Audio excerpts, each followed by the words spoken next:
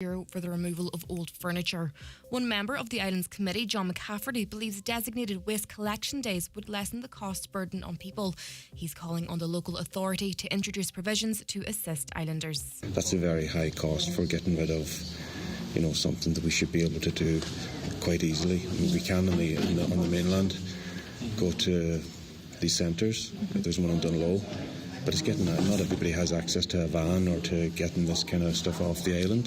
So if we can have a bit of help from the council there, that would be fantastic. The Vatican has announced that Monsignor Eamon McLaughlin from Donegal has been appointed by Pope Francis to the position of Adjunctant Under-Secretary of the Formation Office to the Dicastery of the Clergy. This means he's third in command, responsible for seminaries around the world. Monsignor McLaughlin, a native of Downings, served in Raphoe Diocese as a curate in Fintown, Lettermacca Ward and Doohery, and as a curate in St Eunan's Cathedral, Letterkenny. This week marks the 7th anniversary of the murder of Buncrana woman Danielle McLaughlin.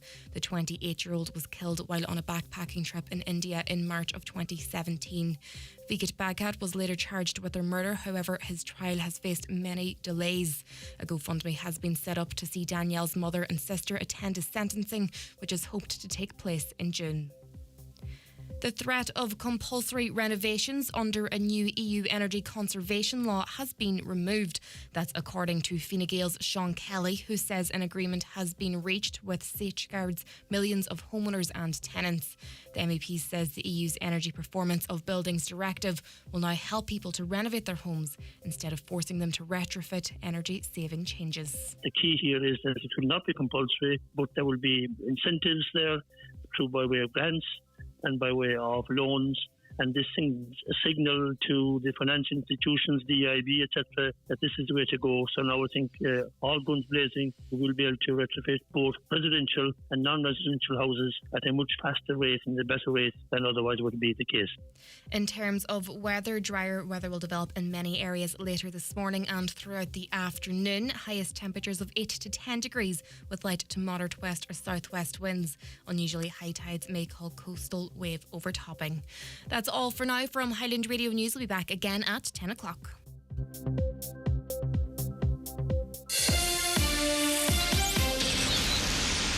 At Energia, we know the best way to use Gaeilge is Le Chéile. So whether you're at work, it's full on push show, or at play, at home, a reach, or away, on for a look.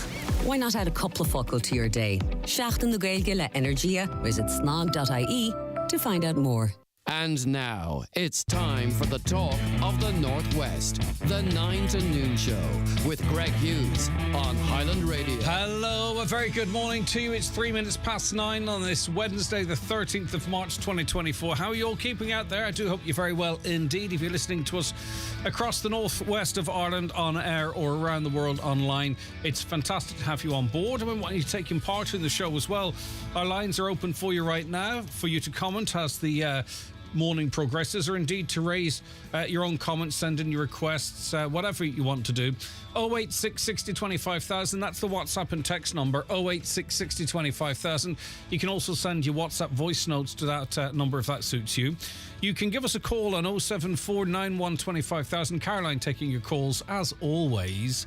And also you can email comments at highlandradio.com. If you choose to watch the show across our social media, please feel free to say hello. Tell us where you're watching from.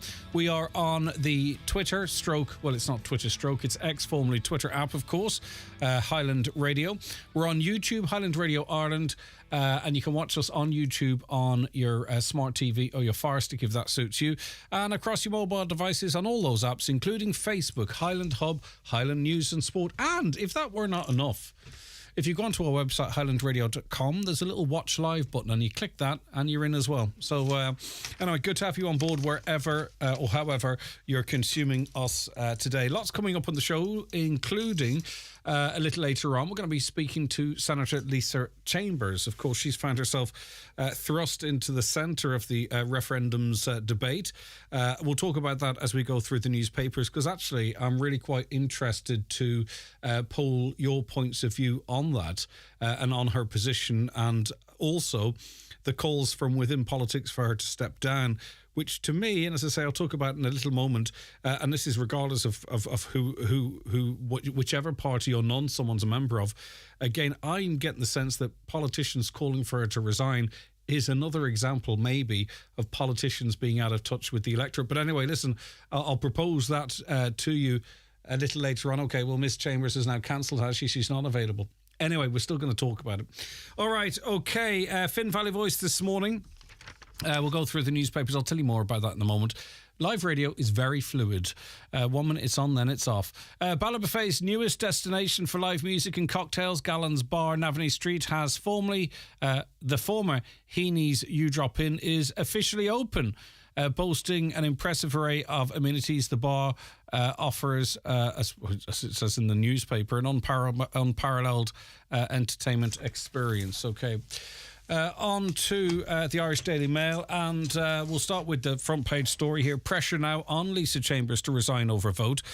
Fianna Fáil Senator Lisa Chambers advocated to take the word mother out of the Constitution last year, despite saying this week that she could never vote to do so. In an interview in RTE's Drive Time programme in March 2023 about the proposed changes, Ms Chambers said it was time for the Constitution to reflect the modern Ireland and that she did not believe the inclusion of mother was necessary. Several Fianna Fáil and Fine Gael senators told the Irish Daily Mail privately last night they believed Miss Chambers should resign as leader of the Seanad. Now, I don't know about you, but throughout the course of the referendum, from when they were first announced, first got sight of the Citizens' Assembly wording, I had a view what way I might go, and then as the campaign went on, my position changed, and then it hardened into which way I would vote. Is a politician's not allowed to do that as well? And I'm not on about Senator Chambers or whoever it might be, but our politicians, because I put it to, and I put it to Deputy Pádraig McLaughlin yesterday, that Sinn Féin obviously initially advocated a yes, then they started to have concerns about it. Well, come out and say no then at that point. That's effectively in saying they got it wrong, they got the mood of the people wrong. That's what they're saying. And yet now we have Senator Lisa Chambers, who's not part of a cult, she's part of Fianna Fáil. She's saying, initially she said yes. Initially she thought the word mother should be taken out of the Constitution. A couple of weeks ago she did campaign for a yes, but now she's advocating a no. What I'm interested in your view, do you respect the senator more for that and being honest and coming out and speaking publicly about it and admitting that her position had changed? Or do you think she should go? Because the sense is now that if you're a member of a party and you sort of speak outside, what the party is saying, then that's cause enough for you to be sacked from your position. So what do you think? Should she, do you think the treatment of Lisa Chambers or anyone else actually who's now advocating a no from whichever party or none they're part of, not advocating but suggesting that they voted no, do you have more respect for Lisa Chambers because of the stance she's taken, or do you agree with senators, elected politicians and such, that her position is somewhat untenable? And if we could park any political allegiances out there, it would be I'd be interested. But she canvassed for a yes a couple of weeks ago. Then she said she read up on it, did a bit of research, I'm paraphrasing it here, and changed her mind to vote no. What do you think? Do you respect her more for being honest now, or do you think that her position is untenable, as some seemingly do, because of her shift in position? As I say, I'd be very interested to sort of gauge the mood of the great Northwest public and beyond to see what you guys think out there. The Irish Times this morning, Taoiseach Leo Varadkar said he will ask US President Joe Biden to follow the lead of past President Jimmy Carter and Bill Clinton and become involved in the push for peace in Gaza when he meets him later this week in the White House. Speaking in Boston during the second day of his trip to the US, Mr. Varadkar said he would have been very keen to push the case for a ceasefire when he meets the president for the traditional Shamrock Bowl ceremony in the Oval Room on Sunday. More importantly, I'll ask America to get involved once again in the drive for peace. It happened before with President Carter. It happened before with President Clinton. I think hopefully President Biden can take the lead on this. Now, I'm going to ask you another question because I'm going to... And it's really actually to sort out a little bit of confusion I have in my mind, and I mean this in earnest. What is happening, and we've discussed it extensively on this programme, so there's absolutely no doubt that it is horrendous what is happening in Gaza, and I think particularly, what is horrendous is the slaughter of innocent children and women and men, for that matter. And I think, Ireland, while some might feel we've not gone far enough, and when I say we, I mean the leaders of the country, those elected or those appointed after the election, certainly we are one of the most vocal countries opposing what's happening in Palestine.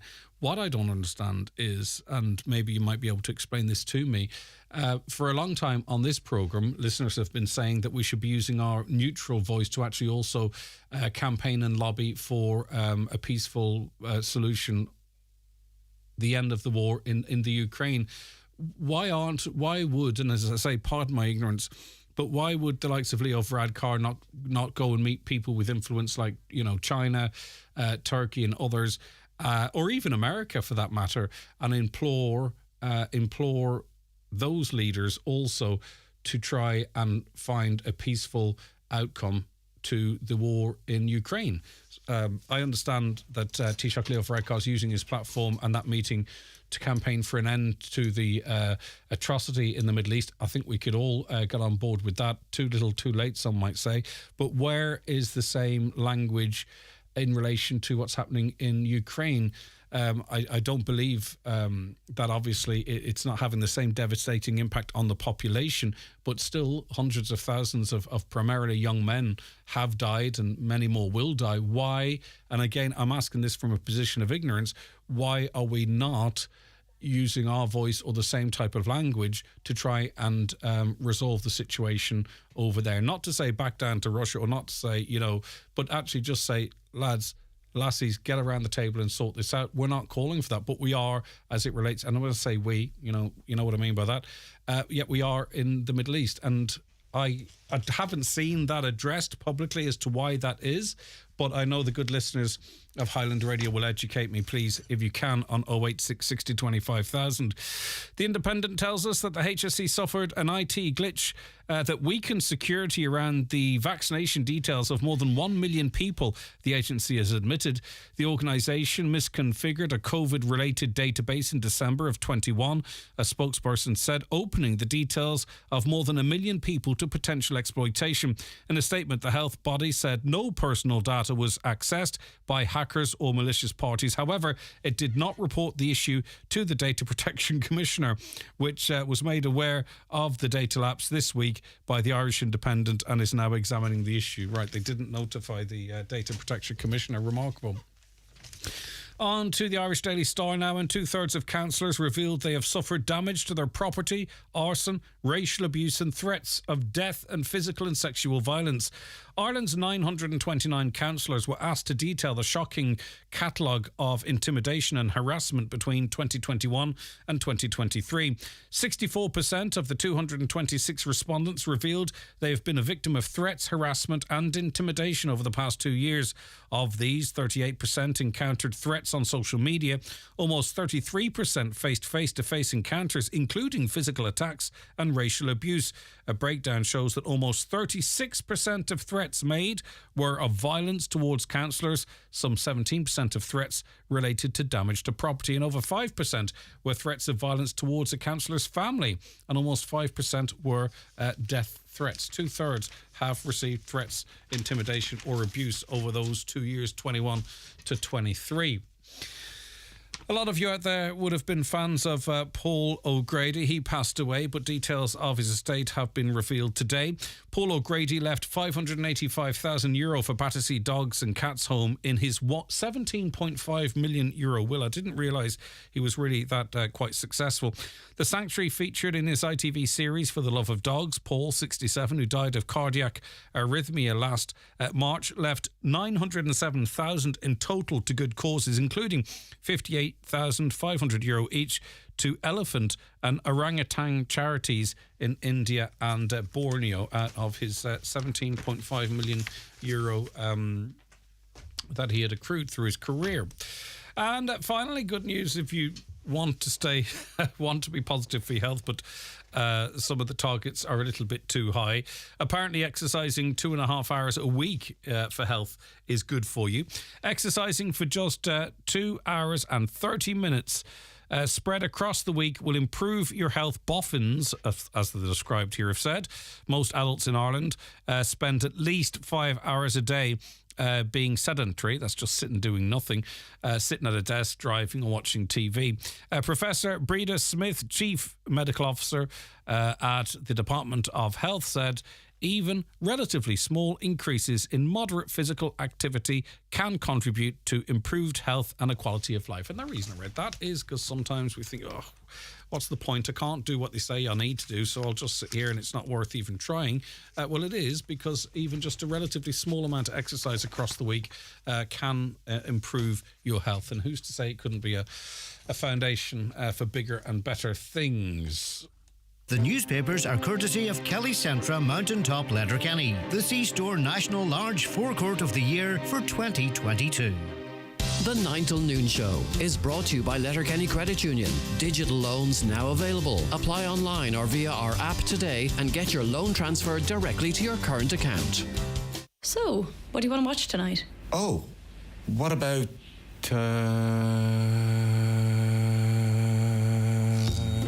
Can't find something to watch? Introducing Sky Stream, the new way to get Sky. It takes all your shows out of all your apps and channels and puts them in one place. So you can end the... Oh, that looks good. Search Sky Stream today. Sky. Believe in better. Requires broadband and relevant third-party subscriptions. Further terms apply. It's time to transform your smile with the help of Blue Poppy Dental, Letterkenny and Donegal Town. Their expert team offer orthodontics, teeth whitening, implants and composite bonding all in-house. Start your journey by calling 074 97 40404 or easily book your appointment online at a time that suits you through their user-friendly patient portal. Available anytime, anywhere at bluepoppydental.com. Blue Poppy Dental and Orthodontics, Letterkenny and Donegal Town. Gift vouchers available. Get ready for an amazing bank holiday weekend sale at Easy Living Furniture. For this weekend only, absolutely everything's reduced across sofa, dining, bedroom, mattress and accessories. Get the 3-seater dark grey Harper sofa for only $429. Donut 240cm dining table for only $249 and much more. Don't miss out on these lucky savings at Easy Living Furniture, Crescent Link Retail Park. Look no further than iMotors for your next car. With a vast selection of top quality used vehicles to choose from, we have something for every budget and lifestyle. Whether you're searching for a reliable starter car, a spacious SUV or a sleek sports car, our friendly team is here to help you find the perfect match. Visit imotors.ie and discover why we are the go-to destination for used cars in the Northwest. Right, European Movement Ireland has launched the Can Vote, Will Vote campaign to encourage Irish people to vote in the upcoming European Parliament elections. The elections will take place across the EU between the 6th and 9th of June this year. MEP candidates elected to the European Parliament will shape and influence the direction of the European Union for the next 5 years. Noelle O'Connell is CEO of the European Movement Ireland. Good morning to you. Good morning, Greg. How are you? I'm doing good. Tell us a little bit about the European Movement Ireland. I presume it's an independent body. What's its role? Well, our role, and we're celebrating 70 years young this year, Greg, of working to develop the connection between Ireland and Europe. So we're a not-for-profit voluntary membership organisation that works in the areas of engagement, education, communications, and we're really about encouraging people to get involved and have their say on Ireland's relationship with the EU, and also to act as a conduit of putting forward and bringing that Irish perspective at all levels in Europe. Yeah, indeed. And obviously we've seen in the referenda last Friday a turnout of less than 50%, people having the right to vote and not using it. I'm sure you're encouraging as many people as that do have the vote to use it as possible. Absolutely, Greg. I mean, I think we saw, was it turnouts of about 44% at the referendums on Friday. And obviously, as you said, over, there's 450 million citizens in the EU will be going to the polls from the 6th to the 9th of June. And in Ireland, it's going to be Friday, the 7th of June. And we really want people, and that's what we're encouraging about. That's what our Can Vote, Will Vote campaign is, for people to check the register, make sure they're on it, and to go out and have their say, because who we elect is really important, and who represents us in Brussels and Strasbourg is really, really important for us as a country. And that's why we're encouraging people to get out and to have their say. And in fairness, Midlands Northwest is a really large constituency, lots of counties there, and you'll have 5 MEPs. So we really want people to go out to check our website, have a look at who's running. Obviously, with the health warning that as more candidates declare, we'll continue to update our website. So we'd really encourage people who are standing for election to get in touch with us. We want to make sure we've everybody on the website so that people can see who's running and can inform themselves and get an idea of who's going to be on their ballot papers on the 7th of June. How do you think we're doing in terms of, the public getting a sense of Europe's role in their life, and what role an MEP might play in relation to that? We regularly speak to MEPs in this radio station, but I've been told we're a bit of an outlier in that regard.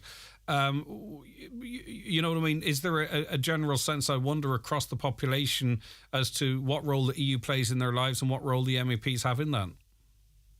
Yeah, look, I think you've touched on a really good point there. The work that our MEPs do is hugely important, and we will be voting on 14 MEPs.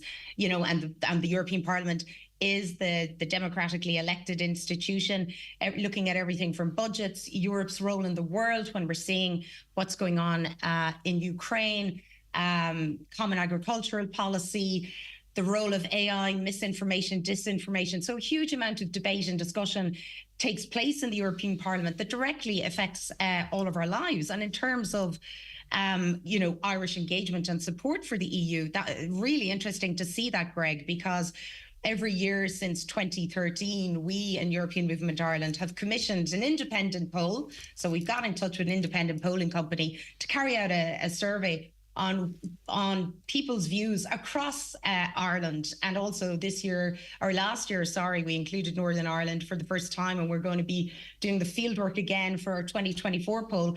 And we're seeing really high levels of support, with over 88% of people saying they want Ireland to remain an active member of the EU. We got to engage and have our say. But interestingly, that the figure of that dropped to 58% feeling that the EU was going in the right direction. So that's really telling us that there's a lot more work to be done.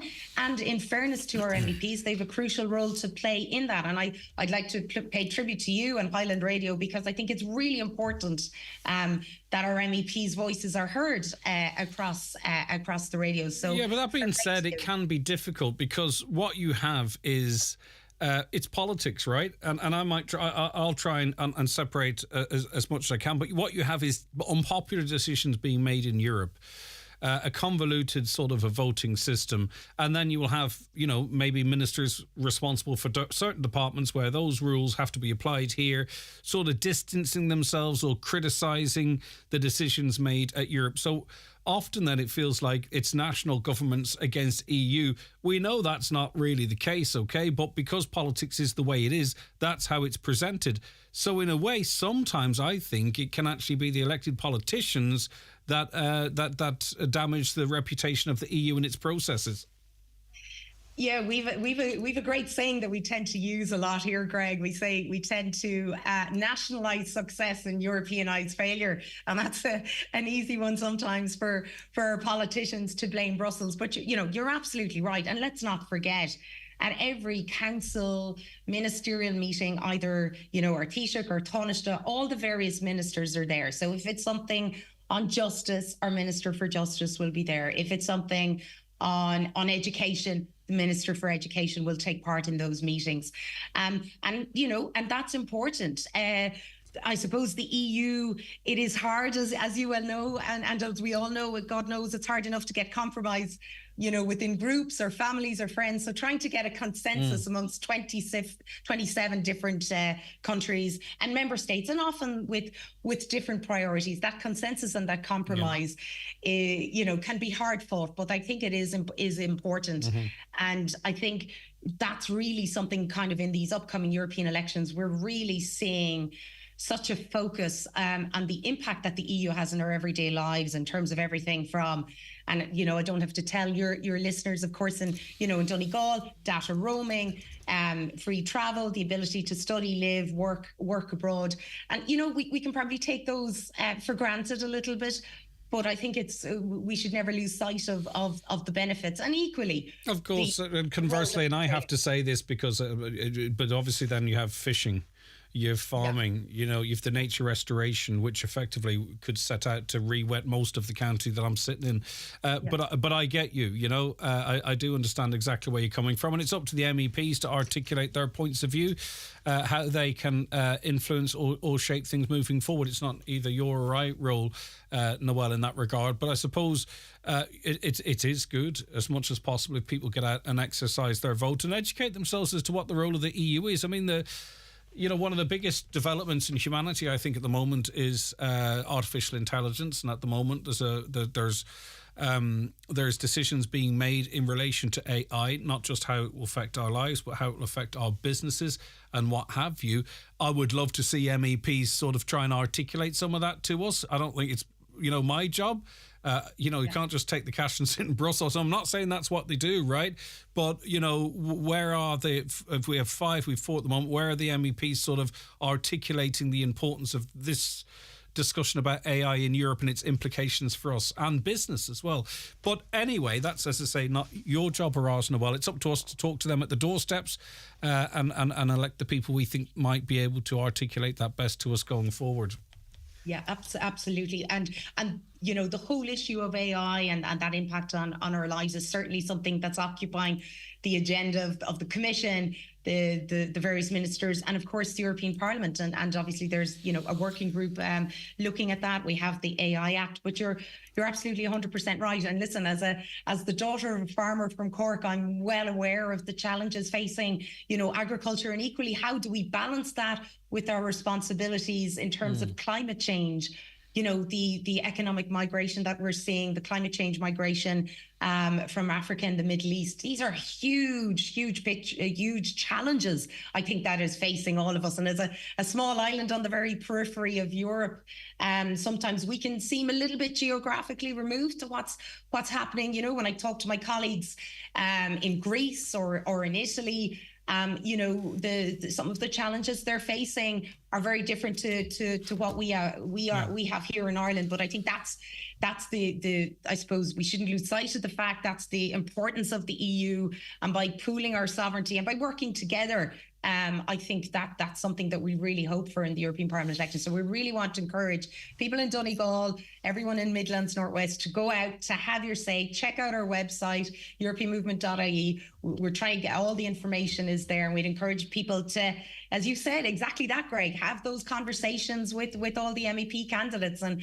pose the questions and see where they stand on all these issues. That's really how we're going to inform ourselves, isn't it? All right. Listen, thank you so much for your time. Noelle O'Connell, CEO of the European Movement Ireland. I mean, also too, all the decisions, and Noelle's left us now, but most of the big decisions that affect us are made at EU. How do we feed into those, us as a public? How do we sort of influence it or say enough is enough? There does seem to be structures where if you wanted to really make change in this country, you could probably find a pathway, and some would say change perhaps is coming. But on a European level, where all the big decisions really, it seems, are actually made, how do we feed into that, or how do we, if at all, influence that? Right, 2 things I want to mention before I go to a break. We are going to do a ring around tomorrow in relation to St. Patrick's Day parades or celebrations that are happening. So if you want yours included, 086 60 25,000. We want to give everyone a fair shout. So no matter where you are across the region, if you're planning anything for the St. Patrick's Day weekend, get in touch with us and we'll give it a plug on the radio tomorrow. FOC, of course, here on this programme, because there are big ones, which rightly so get an awful lot of attention. But I want to make sure that your efforts out in your community, organising whatever you're organising, also gets a bit of a plug as well. So if you want to be involved in that, ideally coming on the radio to plug it, 086 60 25,000, WhatsApps or texts, or give Caroline a call on 07491 25,000. Right, Breed joins me on the programme now. Hi, Breed. Hello, Greg. Right, so Lisa Chambers campaigned for a yes in the referendums a couple of weeks ago, said after the fact that she actually had wobbled a bit and was favouring no and voted no. Do you respect her for being honest and coming out, or do you believe that it weakens her position as a politician? I just feel that it's hypocritical. I feel if she had felt uncomfortable, as she said, about the word woman being removed from the Constitution, why did she stand on Grafton Street giving out yes? But, you know, if she had come out a couple of days beforehand and said, look, I'm not comfortable with this, I'm sorry, but I'm going to vote no, that would have been okay. But to come out afterwards and to say that it was the leaked document from the Attorney General that made up her mind, well, that was very convenient, because it wasn't leaked until late on Thursday night, so that was very convenient. And I just wonder, if we had all voted yes in the referendum, would she have come out and said, no, I voted no, I don't think so. So do you feel that to some extent that maybe, Breed, it's kind of like trying to ride two horses, in other words, when... she's standing... Yeah, she's standing in the European elections for this area, for the Midlands Northwest. She has looked at the figures, and every single constituency in that area voted an overwhelming no. So she's thinking to herself, the people are idiots. I'll just say I voted no, and they'll say, oh God, isn't she great? Maybe we'll give her a vote in the European elections. And another person who canvassed for yes and voted no, was the chairperson of the media committee, who had all the RTE people in interrogating them, looking for truth and honesty. And she now has said that she campaigned for yes, but voted yes, no. So how can we respect politicians when this is the kind of thing they're doing? Well, let me ask you too, though. Yesterday, Pádraig McLaughlin from Sinn Féin was on. They advocated a yes, and he said, look, they got it wrong as well. It doesn't matter which way you vote, I'm just asking you as someone who follows politics, obviously, would you say the same of them, that if you thought it was no as the date approached, you should have said, actually, we've changed our mind and gone no, or yes, no, or whatever it might have been? Well, I wonder, what worries me is that all the political parties, bar into and some independents, advocated a yes vote. I would have thought the job of the opposition is to interrogate the government and hold them to account, regardless of what view, they had themselves. Like you on the radio, you're a devil's advocate. I feel the job of the opposition is to tease out matters so people are clear about what they're voting on, and then they could have come out and said, now they did say they voted yes reluctantly. What? The Constitution has to be clear on everything. It has to be. It can't be open to 10 different types of interpretation. Do you know what I mean? So the wording wasn't clear. And the people are not stupid. They're trying to tell us now, it wasn't progressive enough, or it wasn't. We knew exactly what we were voting for, especially on International Women's Day and Mother's Day. I wonder, are they all in this little bubble up in Leinster House? Do you know, a lot of the leaders of the political parties, Mary Lou included, all and people before Profit, Richard Boyd, Barrett and Paul Murphy, they all went to private schools. The National Women's Council, where are they from? South Dublin.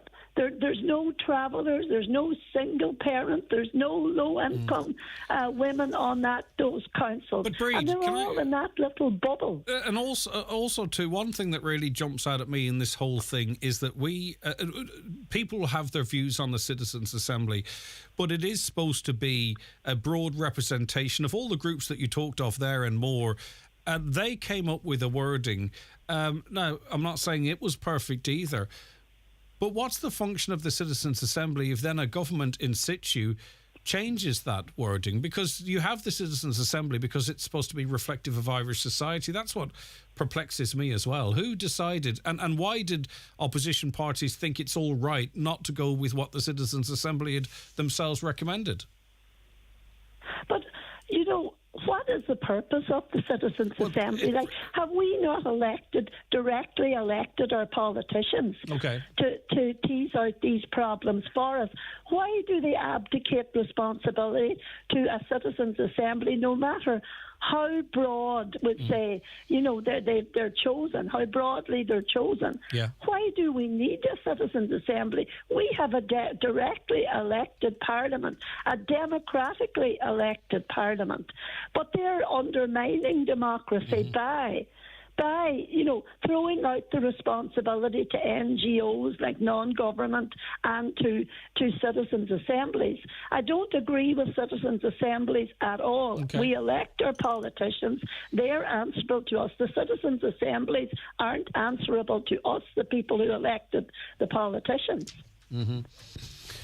Breed, a lot of people in agreements with you. Thank you very much for your time today, and I really do appreciate it. Much, all right, Greg. Thank you very much. Anna, you're very pleased with the no. Tell me why. Are you there, Anna? Anna? No, Anna's just not there at the moment. I'll come back to that issue, obviously. Women's prerogative to change her mind. I respect Lisa more for going with her choice. She's more in touch with people than her party, though Breed questioning her motives there. Lisa Chambers definitely should stand down and should have told the electorate and advocated for a no vote before Friday if she changed her mind. Now, I'm not saying conveniently, Lisa Chambers obviously heard the Attorney General's read the literature from the Attorney General, which the government didn't release, but it conveniently was released after the moratorium kicked in, so we couldn't report it. Now the Ditch did online, and fair play to them, but we couldn't legally. So, you know. Anna, sorry, you're back there now. Good morning to you. Morning. No, just that Dalit you were talking about earlier on, who wanted to bring mother out of the Constitution.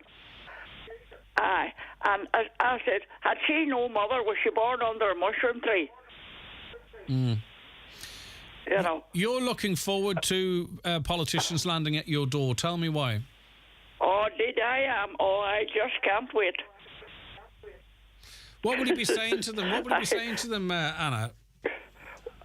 Well, I'll not say it over there what I'll be saying to some of them, but well, what are the big issues for you? Like, what do you want to see politicians acting on now at the moment? Do you know what I mean? Or are you going to say is there all a waste of space? I have three granddaughters, and the three of them done 3 years in the college and had to pay 3,000 each for fees. And then one of the wee girls was doing nursing, and she had worked 3 years without a single penny of wages. She's gone into her 4th year now, and she might get a few shillings, not get much, but I think it's a disgrace that Wayne has to pay that, and then they don't get a penny of wages for working for 3 years without pay. You know, I think it's a bloody disgrace. The politicians are doing nothing for them kind of students. I mean, I'll get through my life, I hope. But no, the students, I feel so sorry for them. Like, and I presume you would fear that they will look at other opportunities outside of Ireland. Oh, there's a whole the list wrote out, and as soon as they come to the door, God help them, because I have it wrote out for them. Really? Okay, fascinating, Anna. Listen, get back in touch with us after they start calling. I want to hear the reaction. All right, Greg. Take care, Anna. Best wishes to everybody. Thank you very much indeed. Breed is totally right, but if our politicians vote yes against their beliefs, they are no good to us. True words from Breed. Another that caller Breed is a smart lady, isn't she indeed? Greg, how do we really know what Lisa Chambers voted? She's talking out of two sides of her mouth, a requirement as a politician. Another, delighted to hear Breed on. She's 100% right. Had the vote have gone the other way, we would have heard from them. Would we have heard from them? Lisa Chambers definitely should stand down. She should have told the electorate and advocated for a no vote before Friday if she changed her mind. Another, there's no excuse for going to Washington this St. Patrick's Day, not in our name. Sorry, that was just about these trips. Back to Lisa Chambers. Hi, Greg. Miss Chambers promoted a yes with her party, found out the possible consequences and voted no. Brilliant. However, if she publicly promoted no, then she's okay. But if she kept her true feelings hidden and still went with the flow, then how can we trust anything they do afterwards? Another, she should have gone public before the election and informed the public that she'd changed her mind. No credibility now. Very interesting comments. And I'm not going to lie to you, not exactly what I was expecting, but that's why I love this show, because I can see my own... I'm not saying what my views were or are, but... it's really actually quite interesting to hear people's points of view. I actually think we can keep going with those. I just can't. No, I can't actually, because I didn't take the 50:30 ad break, so I do have to quickly take that. Then I'll be back with more of your comments and guests as well too. The 9 till noon show with Letterkenny Credit Union, now offering mortgages from 40,000 to 600,000 euro with no hidden fees or transaction charges. Letterkenny Credit Union, 9102127. New this week in Home Store and More. All Pyrex kitchenware is all half price. That's right, half price. But better hurry, because when all the half-price Pyrex kitchenware is gone, it's gone. Also, all wall mirrors and clocks and all garden plant pots are still all half price. But when all the half-price wall mirrors and clocks and all the half-price garden plant pots are gone, they're definitely gone. Drop by your local Home Store and More. Visit us online at homestoreandmore.ie. New store now open in Frascati Centre, Blackrock. Home Store and More. A happy home. Do you suffer from high cholesterol, menopause symptoms, digestive issues, anxiety, aches and pains, or a lack of energy? The highly trained team at The Natural Way Letterkenny can provide advice on natural remedies for a number of individual health issues. The Natural Way also has its own brand of herbal treatments to help fight fatigue, relieve digestive discomfort, maintain a healthy immune system, and alleviate common menopause symptoms. The Natural Way at Letterkenny Shopping Centre, your one-stop health shop. Still dealing with frustratingly slow broadband? Don't wait any longer. Switch to Imagine's high-speed broadband today. Act fast. Sign up before the 31st of March and get our Hero package for just $49.99. Visit Imagine.ie or free phone us on 1-800-938-407 to upgrade to faster broadband faster. Imagine Broadband is subject to location and availability with a minimum 18-month contract. Activation fees and annual price change of CPI plus 3% applies. See Imagine.ie for full T&Cs. For a great breakfast, pull into Kelly's Diner in Letterkenny. Not just a great breakfast, but mouth-watering burgers, delicious chicken, succulent steaks, and so much more. For kids, it's not just about pancakes, but a full children's menu to choose from. First Communion and Confirmation celebrations also catered for. Great food and great service every time. At Kelly's Diner, Letterkenny, winner of Best Family Dining at the Highland Radio Hospitality Awards. Now, more of your comments here. Surely, in Lisa Chambers' position of responsibility and her influence as a politician, it is her responsibility to do her due diligence before publicly declaring her position. Any of the politicians who advocated publicly for yes, yes, and now said they privately voted no, no, should take a long look at themselves and why they were spineless. Varadkar and Fine Gael have been lining us up to sell our neutrality to NATO and bankrupt us by buying America's jets we don't need. I'm not sure about that, but thanks for the comment. Hi, Greg. Had Micheál Martin gagged Lisa Chambers, or has she decided to stop digging a bigger hole for herself? She promoted and canvassed yes, yes, but that side lost big time. Shortly, she will be looking for our votes for MEP position. Was added only because Maria Walsh said the lineup in the constituency was male, pale and stale. It's obvious she's not popular in her party, Fianna Fáil, so she's appealing to us, the voters, when she saw the result of the referendum. Yesterday's honest interview with TD Padraig McLaughlin was a breath of fresh air. Sinn Féin have backed a yes vote in every government referendum for the past 20 years. Greg, you can't be part of a team and support the other team, says a listener. Last one, just before we move on. Lisa Chambers guillotined the bill in the Senate. This should be picked up on your show. Well, let me dig into that a little further. Thank you very much for that. Keep them coming. We're going to return to that in a moment. But we're going to talk now to Brenda Donaher, who's Network Manager with Rural Enterprise SkillNet. Good morning to you. Good morning, Greg. Thanks for having me. Here so I can hear you properly. That's okay. Thank you so much for calling in. Now, Rural Enterprise SkillNet has a Women in Construction programme for 2024. We've got a bit of notice here because it runs from April the 2nd, but not a ton of notice. So talk to me about the... Well, I think I can work it out. But talk to me why this programme, why now? Yeah, so I suppose it was roughly about 2 years ago we kind of recognised that there was skills shortages, and as the construction industry themselves have identified.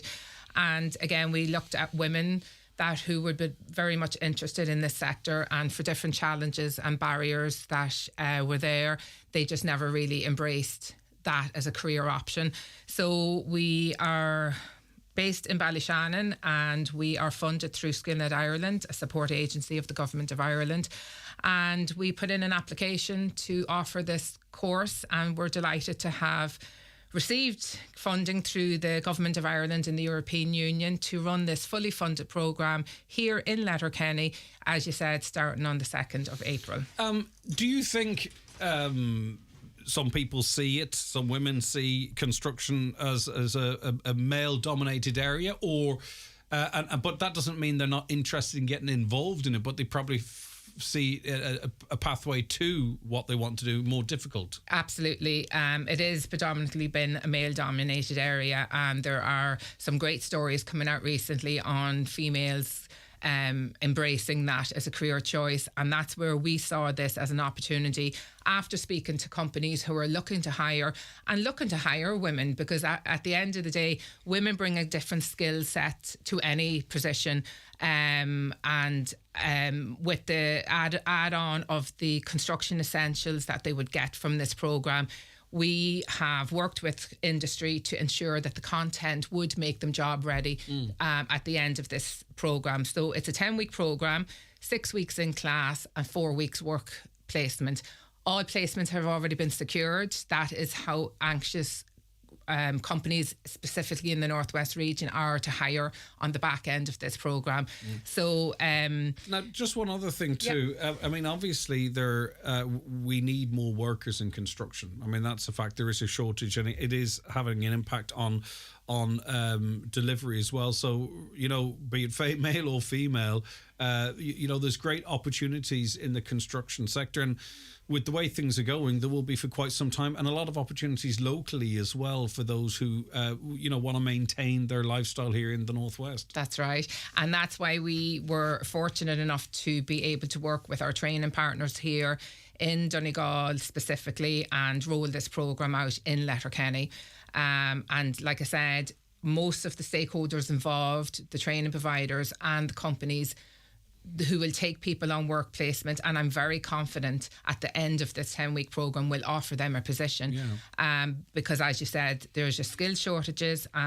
We are crying out for workers. We have our minister shouting out to people living abroad to move back home to work in the construction sector. So for me, when I was putting this programme together, it was about how can we engage with a part of the working group that maybe, as you said, see this as a barrier, and women in construction is going to be a new career path for a lot of people. And I think based on the content that they have, and what funny enough, what some of the companies have told us, some of these participants at the end of this programme are going to be more qualified than some of the people already working on site. So that's what's great. The programme has two elements. One is the construction essentials, where they will be trained on new entry programmes for excavator, site dumper, working at heights, location of underground services, the safe pass, all necessary to work in the construction sector. But also the opportunity is going to be there to qualify in health and safety. So there's going to be avenues that they can explore. It's not necessarily to go into a construction site. There's going to be options at the end of this. And there's two parts of this, because we've taken a very holistic approach to this programme. We also are going to be offering a work skills development where the participants will work with our trainer and coach for one-to-one career development, including CV prep, interview prep, and it's really going to be a relaxed, fun, confidential journey that these participants are going to come on. I've spoken to a number of women in construction, for the most part outside of Ireland, and they find it a fantastic experience. And they themselves, I remember asking them, you know, were they not nervous, but did they think they were entering an environment that might be more difficult for them? And the general consensus was has been no. This is a great opportunity because, as you mentioned, it's a 10 weeks course that you're asking people to dedicate. They have to attend for the 10 weeks. Full time. There's full certification. There's no experience required, so that opens the options up for a lot of people. A work placement is secured. You can't give any guarantees about jobs at the end of this, but I think you can confidently say through your conversations that if the candidate is of a certain ability level, the jobs will be there. It is locally based and it is fully funded. So what kind of commitment, because we're already getting messages from people that are employed in different work, 9 to 5s or whatever it might be, and they can't attend if it's daytime. So what way is the course run over the 10 weeks? So the course is open to women who are currently unemployed and looking for a new career option. We don't want to displace another job that's or another company that's going to have to go looking out. So it is for people who are women who are currently unemployed. And there's no, like as you said, no experience required, and we have secured everything for them. So what we're looking for is a commitment to these 10 weeks and a commitment to accept a job at the end of the 10 weeks. And I think that's important to say because this is a big investment. So we want to ensure that at the end of this program that we have genuine people who will be accountable for themselves in proving themselves in the placement, in the course, that they are going to be a reliable employee and worth the investment from the company on the back end of this program. So it is really about just embracing this opportunity. They're not readily available, and like I said, they're going to be having qualifications that a lot of people currently in employment would give anything to have this opportunity for. In terms of the criteria that you're looking at, so say for instance, I don't know how many positions you have available, but if it's oversubscribed, how do you determine then who gets the position? So we are going to be holding an interview process, and there is an application form, because again, we want to ensure that we are giving this opportunity to people who are committed to participating full-time, but also committing to get back into the workplace. So the criteria is really, unemployed, female, committing to the full 10 weeks and a potential job hire at the end of it. They will be fully supported throughout the whole process, even beyond the 10 weeks. Like, my door will always be open to them to have any kind of conversation, discuss any challenge that they've met either in work placement or beyond. And like I said, the training providers that we have involved in this, we're working locally with Safe Tech Training here in Letterkenny, and we are working with one of our top trainers and coaches, Brenda Crowley in CMD Group. So it's like I said, very much a holistic approach, very supported throughout the whole journey. No fear about what's going to happen is needed, because you're going to be fully supported. All right, Rural Enterprise Skillnet.ie is where people can go. There's a telephone number here as well. There's no point me reading it out. No. People know our number, and we'll pass on that telephone number and an email address if you're interested in. It's kind of a quick turnaround, isn't it? Because it starts April 2nd, so we're looking at 2.5 weeks. It is. We started promoting the program, and I suppose by the time we got notified on the funding and one thing or another, it takes time, and then we had to get everything in place. So look, it's a quick turnaround, but it's a great opportunity, and the process for this, especially around one side of the training, which is the new entry for heavy machine operation, it is actually a 6-month process before you get your final certification. So I suppose this is where we were thinking let's get the ball rolling. And the reason that I didn't want to delay rolling out the programme is again because of the amount of companies looking to hire. Also, you push it into winter and Yeah, then you push it into another year. And you know what? Sometimes you have to piddle get off the pot. You do. Right, So. okay. Now, so listen, it's a full-time programme, Monday to Fridays. Times will vary between training and placement. The location of the training, plus the placement, of course, Safe Tech Training Unit in Neil T. Blaney Road, or on Neil T. Blaney Road in Letterkenny. You need to be available from the 2nd of April. 10-week course, full-time. You're expected to attend in full, of course, but you come out of it with full certification, a work placement secured, and really strong prospects of a full-time job.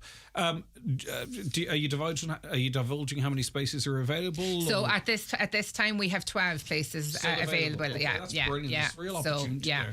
And we do plan on running this programme. We have secured funding over 3 years. So this is kind of like a pilot for this year to see what interest is there. We know we have interest from the business community. We know we have interest.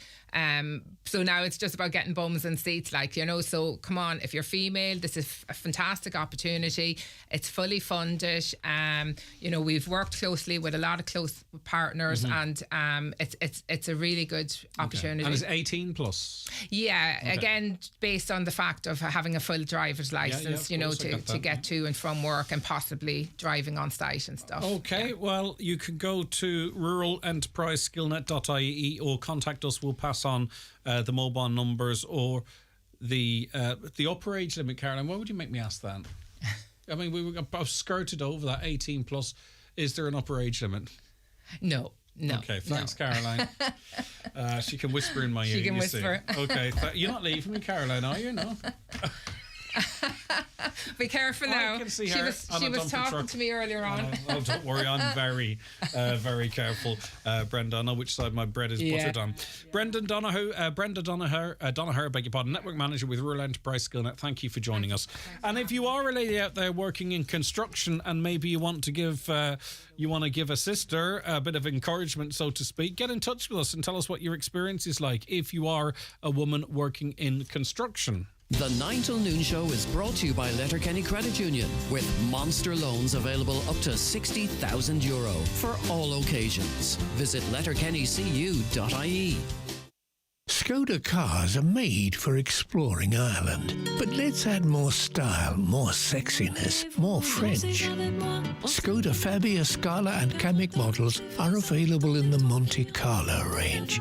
Black exterior details, excusez-moi, sports seats and bumpers, enchanté, and carbon decor, so chic. Order your new 2024 Skoda with more je ne sais quoi at skoda.ie. Skoda, let's explore. Your local Skoda dealer is DMG Motors, Clare Road, Donegal Town. Telephone 074 97 21396 or visit dmgmotors.ie.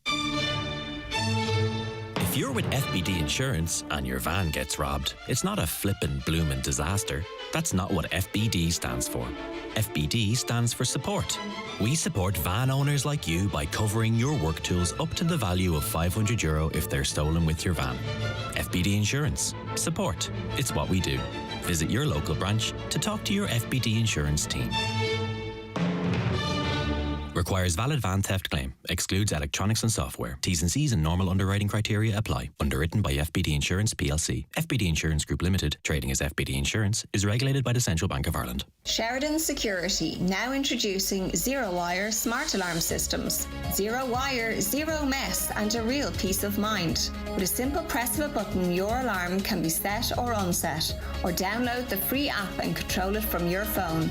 Call us today on 074 912 6025 and get your alarm from €299. Stay local, stay safe, and protect what you value most with Sheridan Security Systems.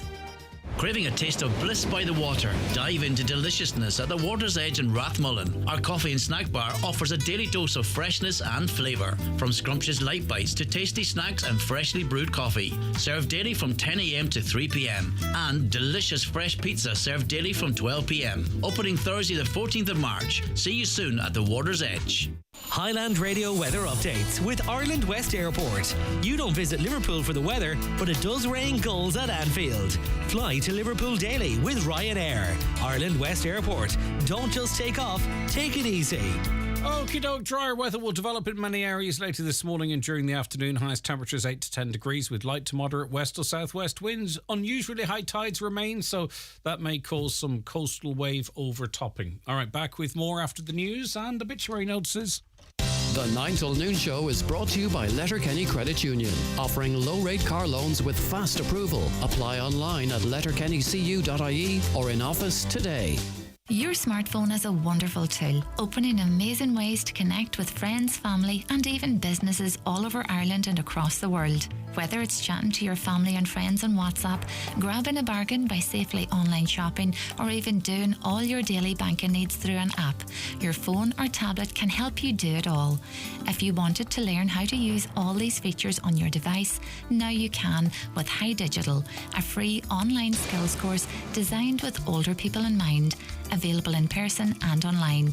So if you're ready to unlock your smartphone's potential or know someone who's always wanted to learn more online skills, go to highdigital.ie or call 1800 20 30 30 for more information.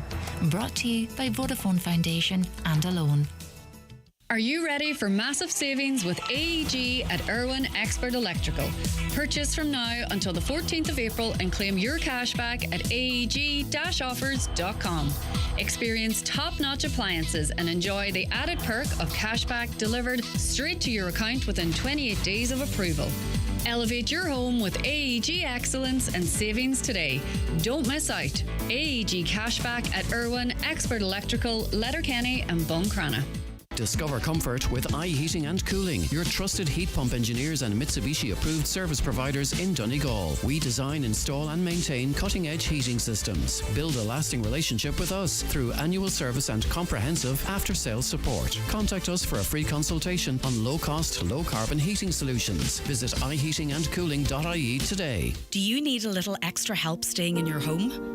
At Bluebird Care, we offer a wide variety of QMark-approved personalised home care services across Donegal. And our fully trained and committed staff will always meet your care needs with kindness, compassion and dignity. To get your personal home care assessment plan, visit bluebirdcare.ie or call our care team today on 07491 29562 and bring care home. Live, on air, online and on the Highland Radio app. This is Highland Radio News. Good morning, it's Donna Marie Doherty with the news at 10 o'clock. Donegal County Council is being urged to do more to support the removal of bulky waste items from the county's islands. It's emerged one islander was charged €300 for the removal of old furniture. One member of the Islands Committee, John McCafferty, believes designated waste collection days would lessen the cost burden on people. He's calling on the local authority to introduce provisions to assist islanders. That's a very high cost for getting rid of, something that we should be able to do quite easily. I mean, we can on the mainland go to these centres. There's one in Dunlow. But it's getting not everybody has access to a van or to getting this kind of stuff off the island. So if we can have a bit of help from the council there, that would be fantastic. The Vatican has announced that Monsignor Eamon McLaughlin from Donegal has been appointed by Pope Francis to the position of Adjunct Under-Secretary of the Formation Office to the Dicastery for the Clergy. This means he's third in command, responsible for seminaries around the world. Monsignor McLaughlin, a native of Downings, served in Raphoe Diocese as a curate in Fintown, Lettermack Ward in Duhry, as well as a curate in St Eunan's Cathedral, Letterkenny. The HSE continues to appeal to passengers on a Dublin-bound flight from Abu Dhabi last weekend to contact them after issuing a measles alert. It's the third case of the disease in Ireland so far this year. It was confirmed following the arrival of flight EY45 to Dublin at 6:30 last Saturday morning. Any pregnant women, babies under 12 months or immunocompromised people who were on board are asked to get in touch with the HSE immediately. Editor and owner of Travel Extra, Owen Corey, says those passengers on the flight should watch out for the symptoms of measles. If you have any symptoms and if you have been on that flight, to contact your GP, contact them remotely because you could be infectious. Don't arrive in the waiting room. And the HSE website is burgeoning with lots of great advice on that. This week marks the 7th anniversary of the murder of Buncrana woman Danielle McLaughlin. The 28-year-old was killed while on a backpacking trip in India in March 2017. Vigat Bhagat was later charged with her murder. However, his trial has faced countless delays. A GoFundMe has been set up to see Danielle's mother and sister attend his sentencing, which is hoped to take place in June. The threat of compulsory renovations under an EU energy conservation law has been removed. That's according to Fine Gael's Sean Kelly, who says an agreement has been reached which safeguards millions of homeowners and tenants. The MEP says the EU's Energy Performance of Building Directive will now help people renovate their homes instead of forcing them to retrofit energy-saving changes. The key here is that it will not be compulsory, but there will be incentives there through by way of grants and by way of loans. And this sends a signal to the financial institutions, the EIB, etc., that this is the way to go. So now I think all guns blazing, we will be able to retrofit both residential and non-residential houses at a much faster rate and a better rate than otherwise would be the case. Looking now to weather, drier weather will develop in many areas throughout this morning and the afternoon. Highest temperatures of 8 to 10 degrees with light to moderate west or southwest winds. Unusually high tides may cause coastal wave overtopping. That's all from now from Highland Radio News. Back again with the headlines at 11 o'clock.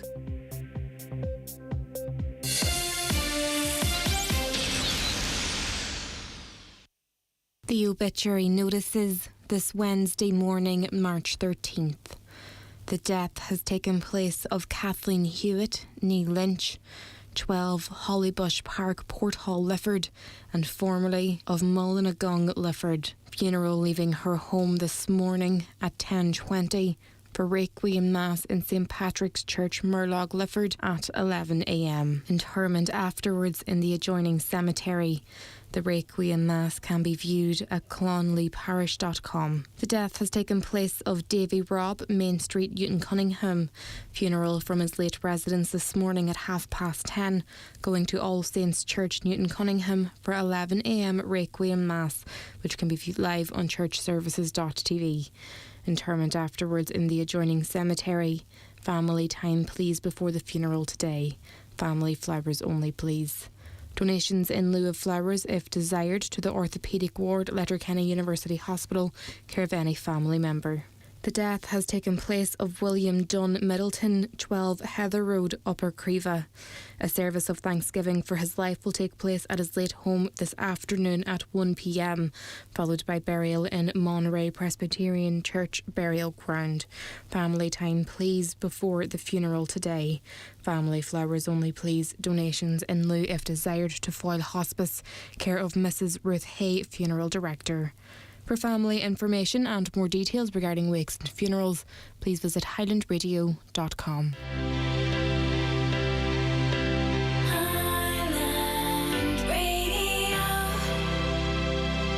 LiveScore Bet would like to welcome you to Cheltenham.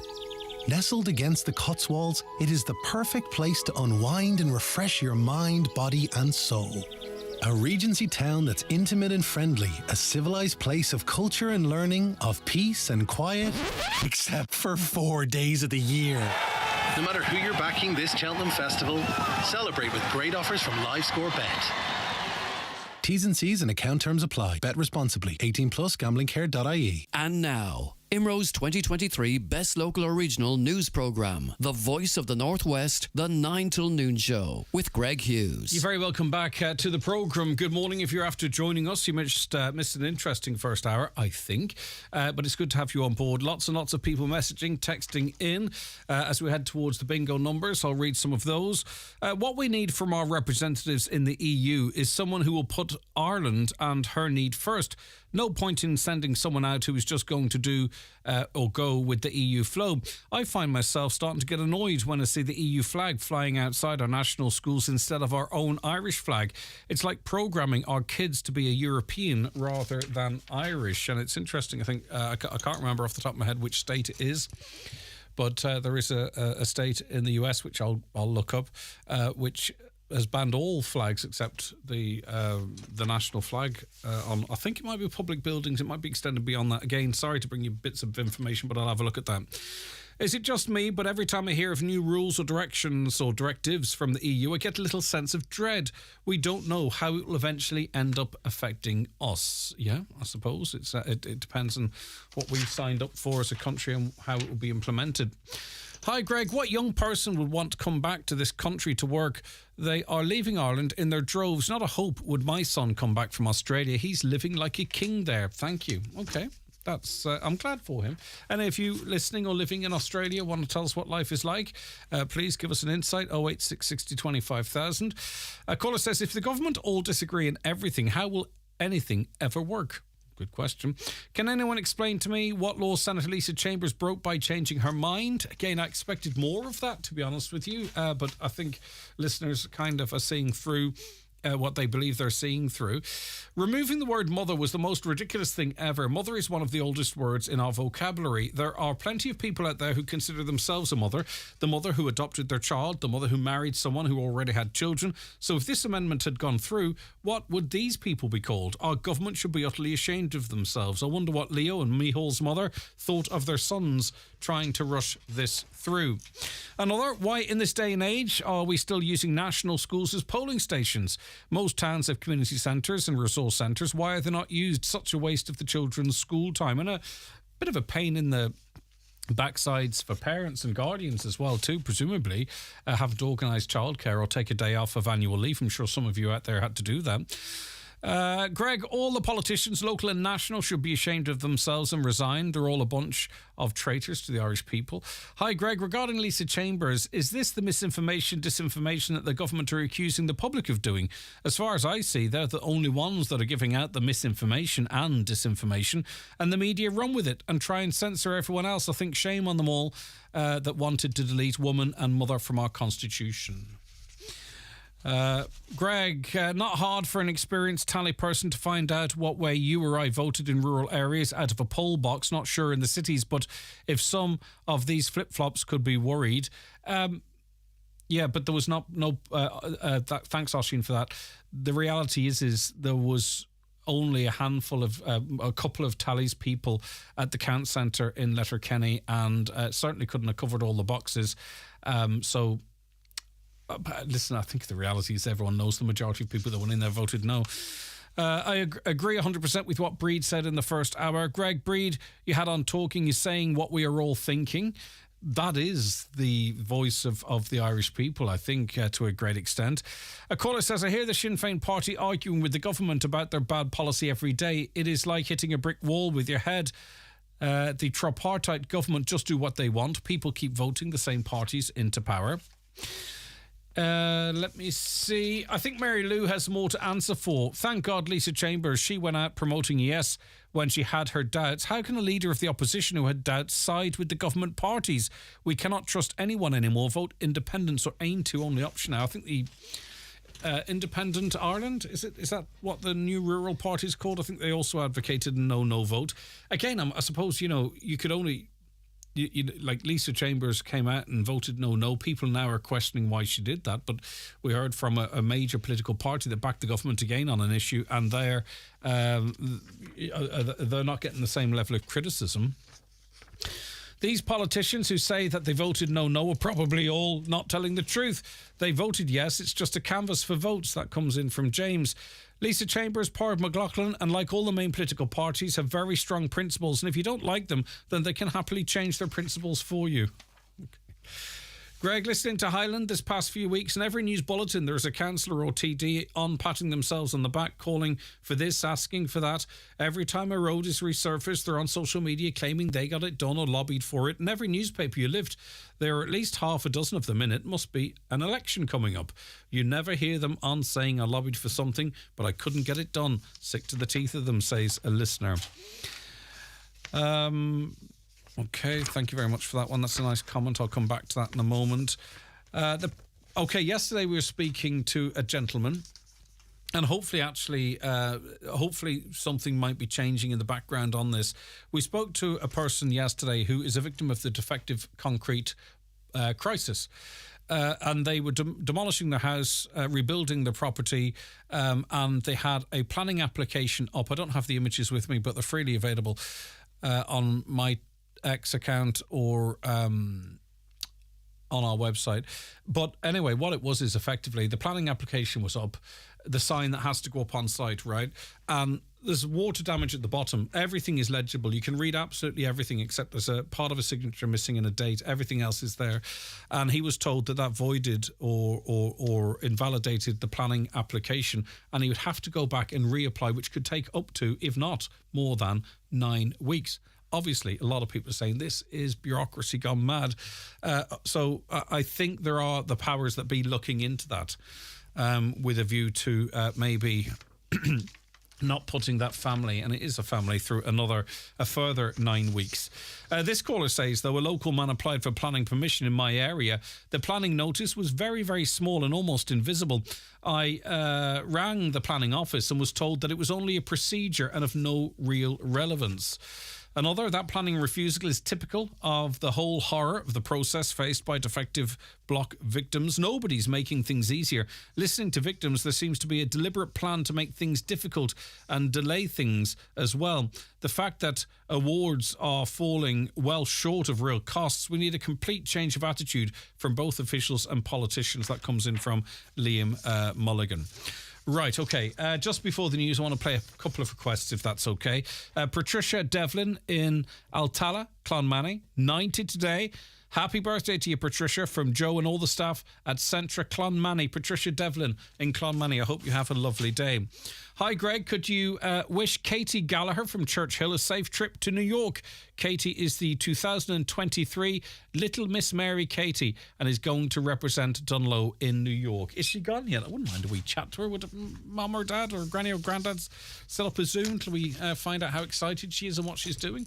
Get back in touch with us if she hasn't already departed. 08660 25,000 WhatsApps and texts and voice notes to that number. It's time for Vision Ireland Bingo on Highland Radio. It's Wednesday the 13th of March. You're playing on the blue sheet. The reference number is S13. It's game number 11. The numbers are 20, 87, 46, 26, 60, 18, 40, 85, 86, and finally 6. Phone your claim to 9104833 before 8 tonight, leaving your name, contact number and the name of the shop where you purchased your book, and we'll call you back the next working day. Get all your Vision Ireland bingo information at highlandradio.com. Connect Hearing is open for free hearing tests. Our audiologist is available Monday to Friday for wax removal services at our Letterkenny Clinic in the Courtyard Shopping Centre. We also offer a home visit for those who aren't able to visit us. Our hearing is our social sense. Are you finding hearing more of a challenge? Call Ursula today on 07491 13296 to make an appointment. Good hearing helps us to connect to our family, friends and loved ones. Connect Hearing, connecting you to life. Did you know Tinny's Toys stock top toy brands like the Care Bears, VTech, Leapfrog, Lamaze, Playmobil, Tonka and much more. We also have a massive range of outdoor toys like swings, slides, swing ball, goalposts and rebounders. And don't forget, we're still Ireland's largest farm toy superstore. Open Monday to Saturday, Leck Road, Letterkenny, or online at tinnystoys.com. Get the Irish Daily Star today for your free 16-page Cheltenham pullout with the inside scoop from the track with Brian Flanagan, exclusives from Davy Russell and Gary O'Brien, plus top tipsters to get you first past the post. The Irish Daily Star, number one for racing, number one for you. The 9 till noon show with Letterkenny Credit Union. Simplify your debts with a debt consolidation loan from Letterkenny Credit Union. Call us on 074 910 2126 or apply online via our app or in office today. Now, as you would know, Highland Radio is celebrating its birthday, and as part of that, we're having a charity day on Friday. I'll tell you a bit more about that in a moment, but we're supporting three charities: the Irish Wheelchair Association Donegal, Jigsaw, and also the Breast Centre Northwest. And just to educate us a little bit more about the services provided by Breast Centre Northwest, we're joined in studio by Mr. Manvidas Valgalas, who's a consultant breast cancer and general surgeon at Letterkenny General Hospital. Good morning to you. Good morning, Greg. Thank you so much for joining us. And Katrina Diver, who's been on this programme before. Katrina was diagnosed with breast cancer in 2021 and used the centre. Thank you so much for joining us, both of you. How are you, Katrina? Yeah, I'm keeping really well, Greg. Thank you. That's good to hear. I suppose, talk to us about... I mean, obviously, you had the diagnosis and what one has to go through that. As much of that as you want to talk about, or maybe focusing on the benefits of having access to the Breast Centre Northwest. Yeah, so it was in March 2021 I was diagnosed with breast cancer, but I suppose the really important thing about the centre for me is there was only a 2-week time lapse from when I first presented to my GP, Dr. Gill, with the lump and being actually told by Mr. Sugru that I had breast cancer. So at the time that was very scary and overwhelming, and I felt my world was being torn apart very, very quickly within 2 weeks.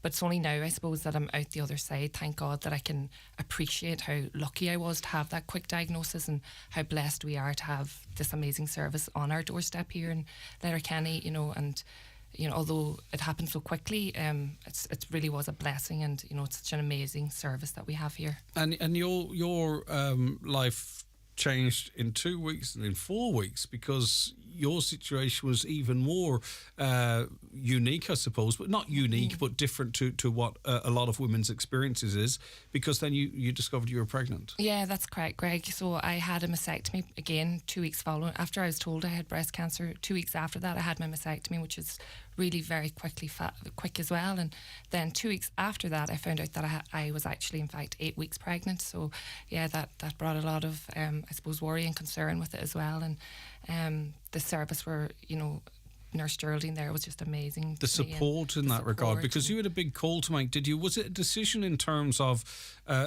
putting off the treatment?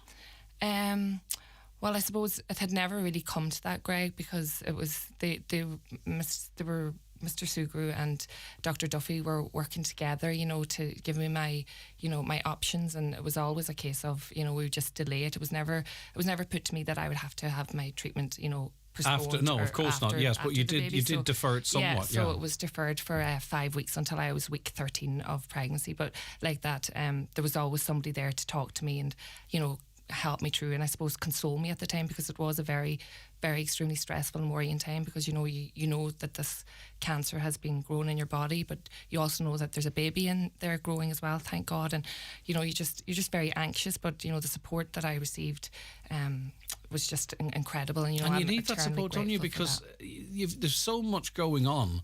And really no definitive answers in any of what you were going through as such. So really all people can do is manage expectations or what have you, but also just care for you and how you're feeling, because you had lots and lots of questions, but really no one could hand on heart give you all the answers. Yeah, that's true, Greg. And I think a lot of it went on the research that had the women that had gone before me, and that they were doing that for me and coming back to me with the answers to my questions. And I'll be forever grateful, as I said, for the care and the treatment that I received in that centre. And it's I'll never forget how good they were to me, and it was amazing. So you went through treatment and then you had a baby girl, your second daughter, on the 26th of November 2021. Yeah. She was born quite small. Yeah, she was £4.10 at the time. And then back to treatment for mum. Yeah, so she was 10 days old and she was in the neonatal in Letterkenny General Hospital, and I was downstairs on the chemo ward back at it, and I had 6 more rounds of chemotherapy to receive after she was born.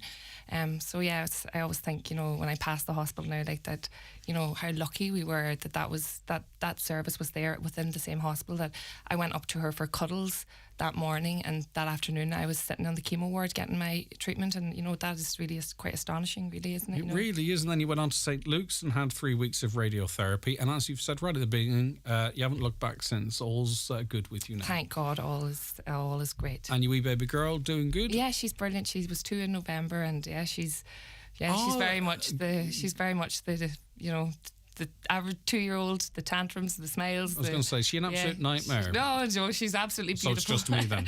Yeah, so it's just my house. She's very much she's beautiful, and her older sister Dorothy, and I'm just very, very, very blessed, and you know, I'm grateful to be able to be here today to, you know, make people aware of the amazing service that we have. Because obviously, you know, you've got your family network, right? But it's a major thing having a baby, and there is a process of recovery whilst you're caring for the baby as well. Throw in on top of that everything else that you had to deal with, you know. I think it's really quite clear how you can speak so highly of this service, because you really needed it at that time. Absolutely, Greg. And, you know, I often think that I drove past the sign for that breast care centre so many times going to Letterkenny, coming from Letterkenny. And when I actually had to go to my appointment, I actually had to Google where the centre was. You know, I think we tend to look away. It's human nature to look away until you need these things. So I think, you know, it's just very important now to look at this amazing service that we have here and show our support. Mr. Vargalis, I mean, this we will add, but there's not an awful much you can add to what Katrina's experience was. That's firsthand. That really just points out the importance of it. And too, for you, I suppose it's you know, it's pleasing for you after you have done your work and you consider your continue your involvement with the patient, but that there is this service there to support them as well. Yeah, no, it's a great to see and to hear the success stories. And you see, the unit provides a triple assessment service. So what triple assessment means, that every patient with the symptoms, they then have a symptom with triage symptoms and have, for example, a lump, they are seen in the breast unit within 2 weeks. And then they have already mammogram, ultrasound, if needed, a biopsy, and we preliminary already warn the patient, for example, if we expect or that result is going to show, biopsy results show that patient has a cancer. But overall, the patient journey starts in the breast unit, and but it's a teamwork. It's not only surgeons. It's you have pathologists, radiologists, oncologists, radio-oncologists, and they all work as a team. And most of the treatment actually could be done here in Letterkenny. Radiotherapy is done in Derry, occasionally in Dublin. And if a patient needs a reconstruction, majority of reconstructions could be done in here as well. Okay. But one of reconstructions, which is called DIEP flap, then the patients were taking a tummy fat and transferring to the breast. That's done together with plastic surgeons. So it means we go to Galway to do mastectomy, and plastic surgeons do a DIEP reconstruction. But if a patient is a candidate for implant-based reconstruction, it could be done in here. If a patient needs to have an oncoplastic procedure, which is oncoplastic procedures type of procedure, we actually take about 50% of breast volume, but you still shaping the breast, and patients still remain her own breast. So this could be done in here as well. So a lot of procedures, those complex procedures, could be done in here in Letterkenny locally. And are routinely done here locally? Yeah, routinely done locally, yeah. Because it is, as we heard from Katrina there, it can all happen so quickly. But in terms of course, as much as you can, catching things early and getting as much done as quickly as possible, that's obviously would lead to better outcomes, I'd imagine. Exactly. So we have our key performance indicators: how soon patients should have surgery, how soon patients have a chemotherapy or radiotherapy, and we try to keep within those key performance indicators. Sometimes, as I'm mentioning to the patients, breast cancer treatment is complex. It's not like appendix. You take appendix out, problem solved. So if you have a surgery, it's only half of the battle because there's a tendency for cancer to come back. So, for example, adding treatments such as chemotherapy and radiotherapy reduces that risk. We make a decision when to give chemotherapy, sometimes actually give before surgery. and sometimes after surgery. So these decisions are made, but we're trying to keep within our key performance indicators, which are closely monitored by National Cancer Care Program. Yes, and of course there's the physical support, but also the emotional and mental support, which is an important factor as well. Yes, exactly. So it's not, as we surgeons, we talk very much about technicality and the patient journey, but the patient have a support from the breast care nurses. We have a Cancer Care West, so a lot of support in terms of information, how patients are given information. So we always advise patients not to Google anything because you can be misleaded by Google. And I think every information you need is provided. It's professional. The most important thing is professional information. Yes, because, you know, and I know this from experiences in my family, Katrina, as well. You know, when the news is given that the cancer is, you know, I don't know if they still say the all clear or it's in remission or whatever the phraseology is, you know, and those around you, everyone breathes a sigh of relief and all that. Thank God that's over almost. And every individual is different, right? But, you know, for the person affected by it, some might feel that way, and then others I know have great anxiety about cancer returning and what have you. So it just doesn't all end as soon as you have that meeting where the surgeon or your medical team are telling you that, right, we've got it at the moment. Yeah, that's true, Greg. I suppose my experience is unique, I suppose, to others, that I had a very small baby that needed to be minded, and I had, you know, Dorothy, she was just turned 3 at the time, and I suppose I was kept very busy. So it was probably a couple of months after, when it was all over, that I kind of went, you know, what has happened there, you know, and it only really sinks in. So I did use the services of the Cancer Care West, and they were amazing support for me. You know, you get someone to talk to there and, you know, put your worries to ease. And, you know, I suppose the main thing is to try and just keep it in the rear view mirror as much as possible and just try and look forward. But sometimes it is easier said than done. But, you know, I think I'm very lucky that I have a young family, and, you know, my focus is on them, I suppose. Yeah, and, you know, it's but of course, too, you only get to where you need to be in your own mind often through conversation. Yeah. And I find personally sometimes, you know, with the best will in the world, you don't want to maybe burden those closest to you, or you don't want to start worrying them. And it's nice then to have other people that sort of, you know, you can talk things out with. Yeah, absolutely. With the filters off and just get to the bottom of how you're feeling and moving forward.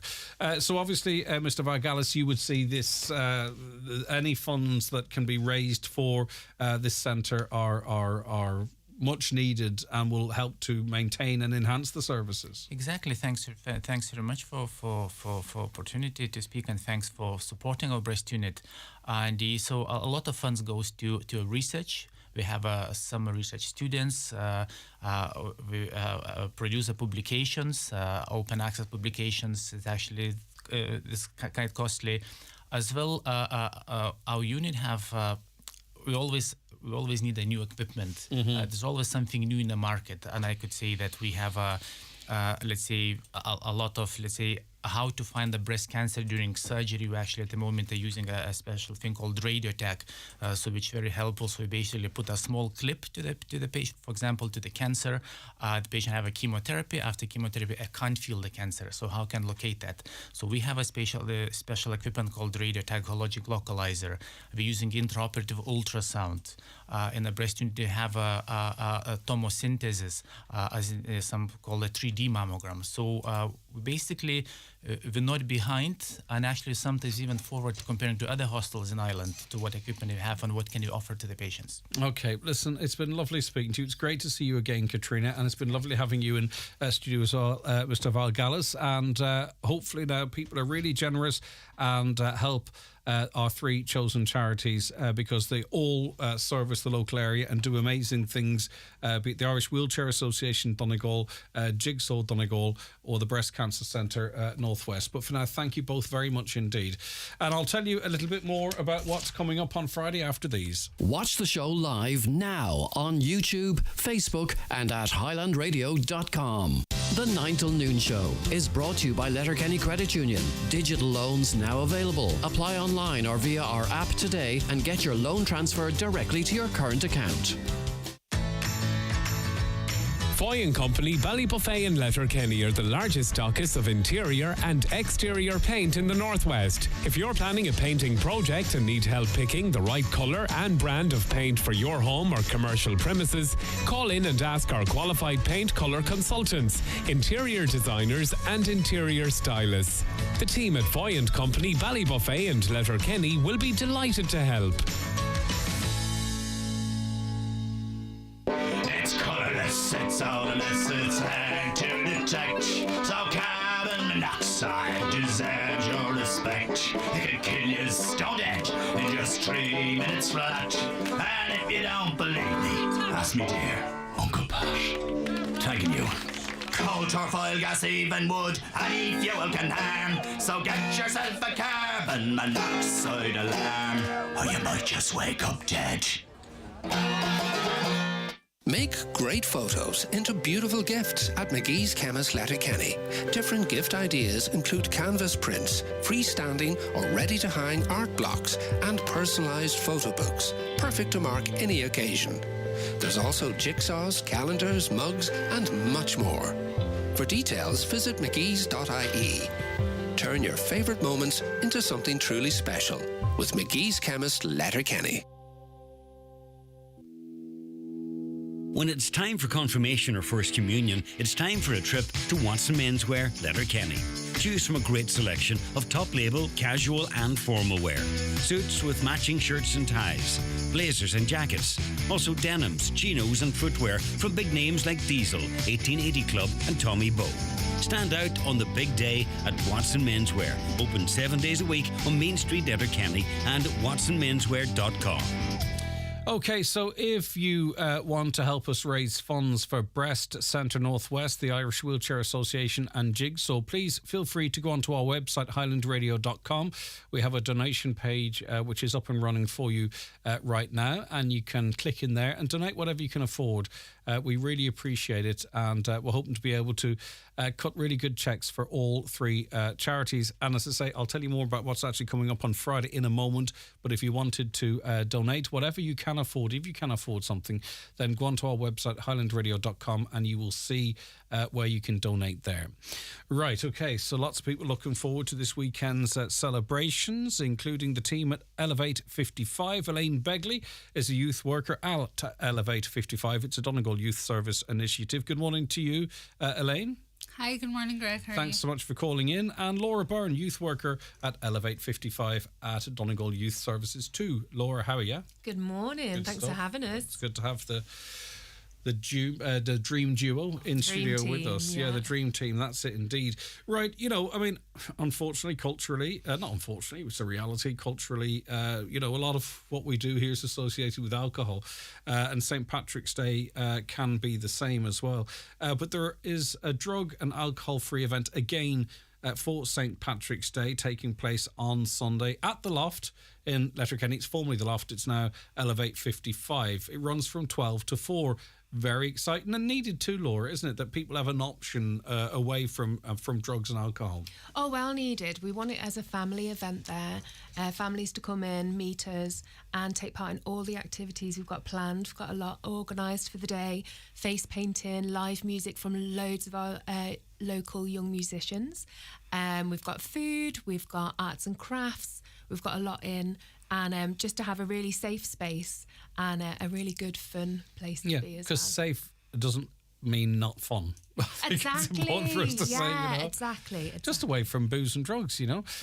Because not everyone, as I say, you know, it can be quite exclusive the way we celebrate things. Elaine, talk to me a little bit more about what's coming up then. Put the F into fun. The F into fun. I think that's Donegal Youth Service to a T, though. As Laura said, it's about creating a safe environment for young people and families to come and enjoy the day. As you say, culturally, we're very set in an alcohol inclusive environment, and that's just not something that we want to have in Donegal Youth Service. We want to provide a space that's an alternative to drinking alcohol. As a young person that used to go to Donegal Youth Service, it was my favourite day of the year. You know, there was no pressure to engage in anything you didn't want to. You had somewhere to go, and at the end of the day, it was just great crack with your friends. You know? Yeah, for sure, because more young people don't drink than do. There is this presumption that all young people drink, which they simply don't.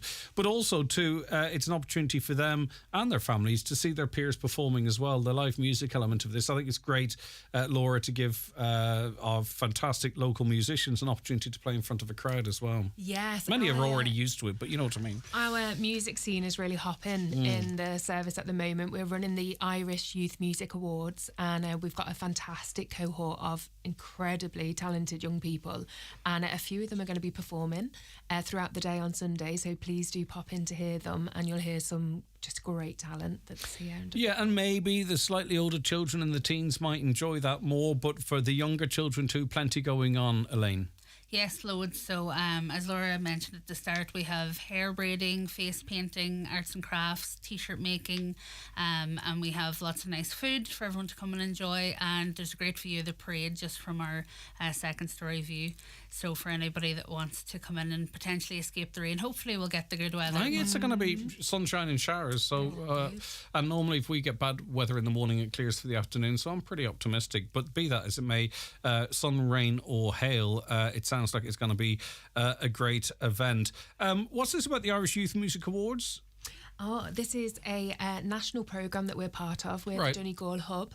We have 20 young people signed up, and throughout the year they have been performing in our monthly gig night. It is on a Friday, the last Friday of the month, from 6 p.m. we start. And they've also been having workshops with our local musician Maria McCormack. They've been learning about songwriting, and then in May they are actually going to perform in the RDS. So this coming week, 26th, we have a live selection, and the young people are going to be performing their own compositions and for the chance to perform at the RDS in May as part of the Irish Youth Music Awards. Brilliant. And Elaine, you said you were a Donegal Youth Service user in the past, and now you're a youth worker, so you've seen it from both sides. You attended some of these events on St. Patrick's Day? Or Absolutely, yeah. So it was kind of the highlight. So set the scene for us. Why was it fun? Or why was it enjoyable? I think as a younger person. When you're younger, there is a lot of pressure to be drinking and to be out on the streets, essentially, and to have somewhere to go that you know that you're going to be warm and safe and happy, and you're going to be around your friends. And not everybody was lucky enough maybe to be in Letterkenny town. I didn't grow up in the town, so I had to bust it in if I wanted to come and see my friends. So it's not like people could just call around to the house. So you had a home away from home, essentially, and that's kind of what you want the young people to feel when they walk in. They can come in and get a cup of tea and sit down on the sofa and have a chat, and I think that's a huge important part of what we do, is having that positive engagement and happiness as well, too, promoting happiness and contentment and all.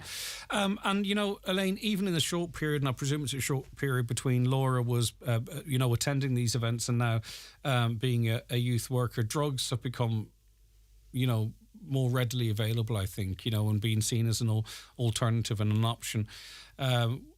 So we have to.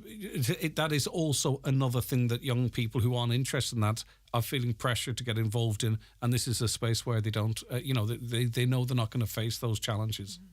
Yeah, exactly. It's that supportive environment. And if we do have a concern of any young people that we work with, then, it's a really safe environment to talk to them, to talk about anything that they might be engaging with, any behaviours that might be putting them at risk.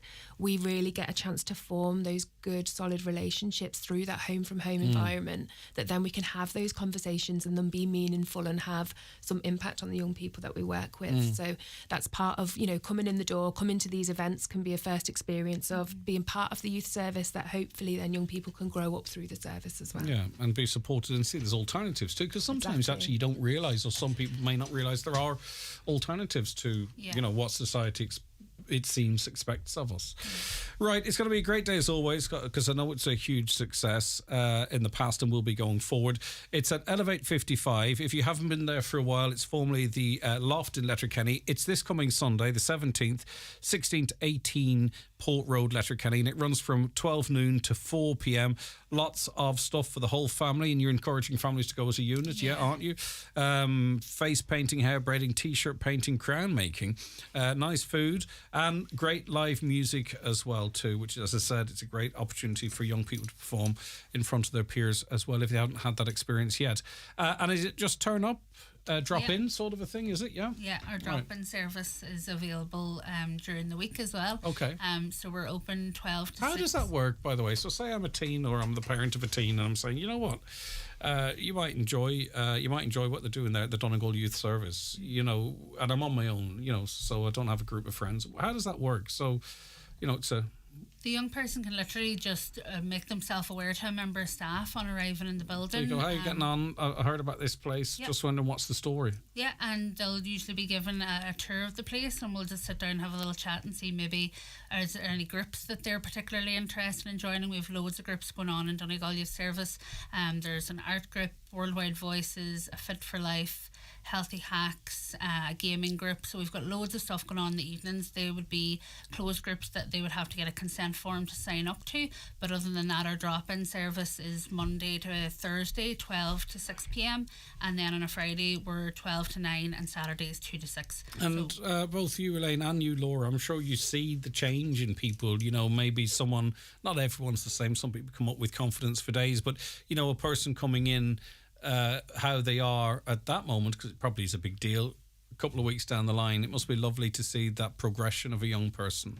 Oh yeah, like we see young people come in and you just see something click in them, that they found their people, do you know? And there's some young ones that I know that came into a summer camp and might have been struggling with friendships initially, and now they come regularly to a couple of our groups, and they've built themselves a really core, strong group of friends that they've met through our service, and they continue to build throughout the service. They couldn't keep Elaine away. Yeah. Exactly. Well, and honestly, I think it's so important for people to hear this. The friends that I met through Donegal Youth Service as a teenager, I have now going into my 30s. You know, it's lifelong connections that you're building there. So if there's anyone out there that is maybe feeling a bit alone or feeling like they don't have their circle, please come and And do you know what, sometimes, and I think particularly as young people, but then, you know, people as adults can feel it, but you kind of learn that it's not really the case as you get older.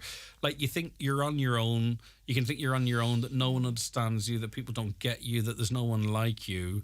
And really, you know, we are all different, but there's in an awful lot of ways we actually really are quite the same. You just have to find those people. Yeah. And what better way to do it at Elevate 55, part of the Donegal Youth Services. All right, Elaine, Laura, both of you, thank you very much. Enjoy Sunday. You'll be working away, of course, but also get to enjoy the music, I'm sure. It's on Sunday, March 17th. It's at Elevate 55 on the Port Road in Letterkenny, 16 to 18. Everybody's welcome, families of all ages as well. Both you, Elaine Begley and Laura Byrne, thanks so very much. Thank Back you. with more shortly. The 9 till noon show with Letterkenny Credit Union, now offering mortgages from 40,000 to 600,000 euro with no hidden fees or transaction charges. Letterkenny Credit Union, 9102127. A public interest message from Donegal County Council. Householders and building owners in areas susceptible to wildfires are advised to cut back or remove any vegetation or other combustible material in the vicinity of their house, building or oil tank to prevent wildfires damaging or destroying their property. Cleared areas should be maintained free of vegetation and combustible material.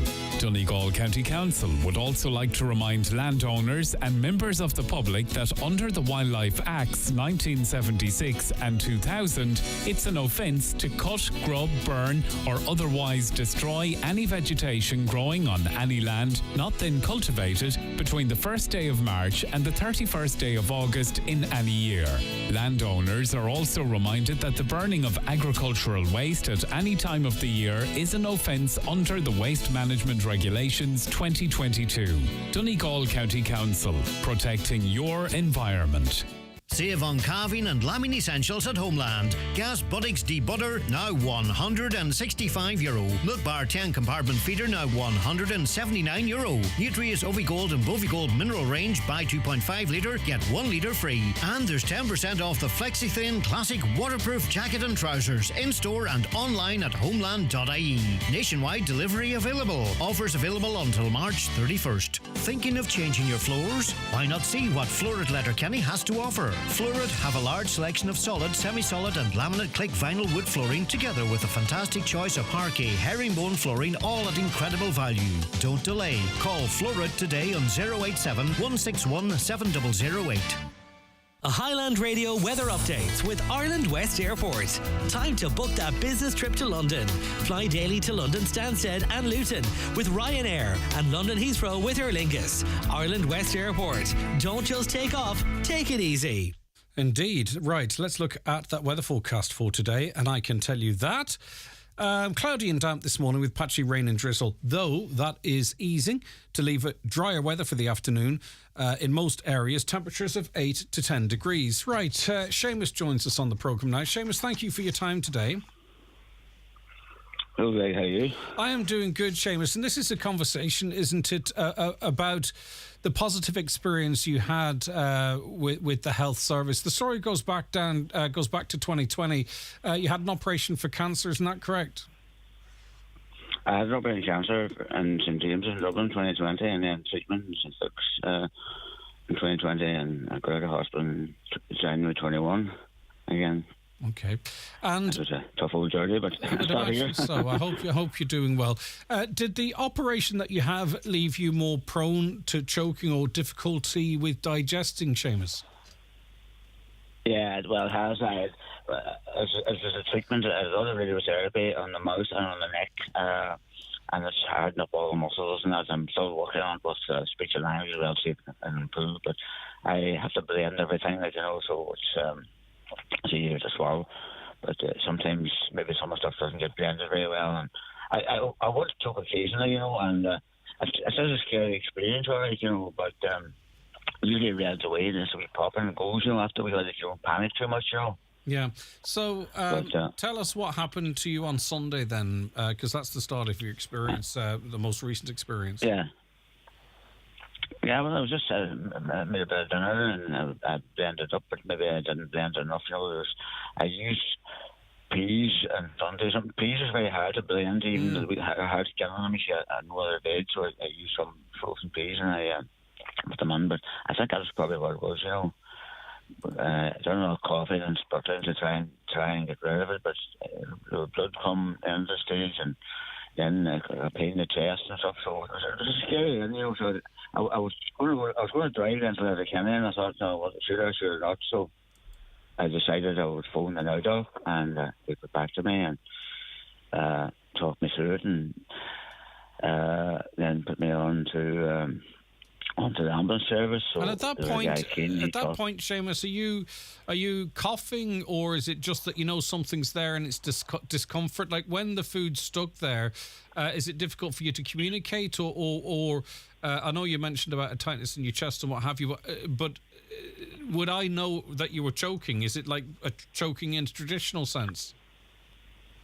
Well, it would be, but I'd be gurgling away as well. You hear a gurgle coming up from my throat, I try to drink a wee bit of water, liquid, but I have to be careful of that because I'd be afraid of going down into the lungs, Yes, I get you.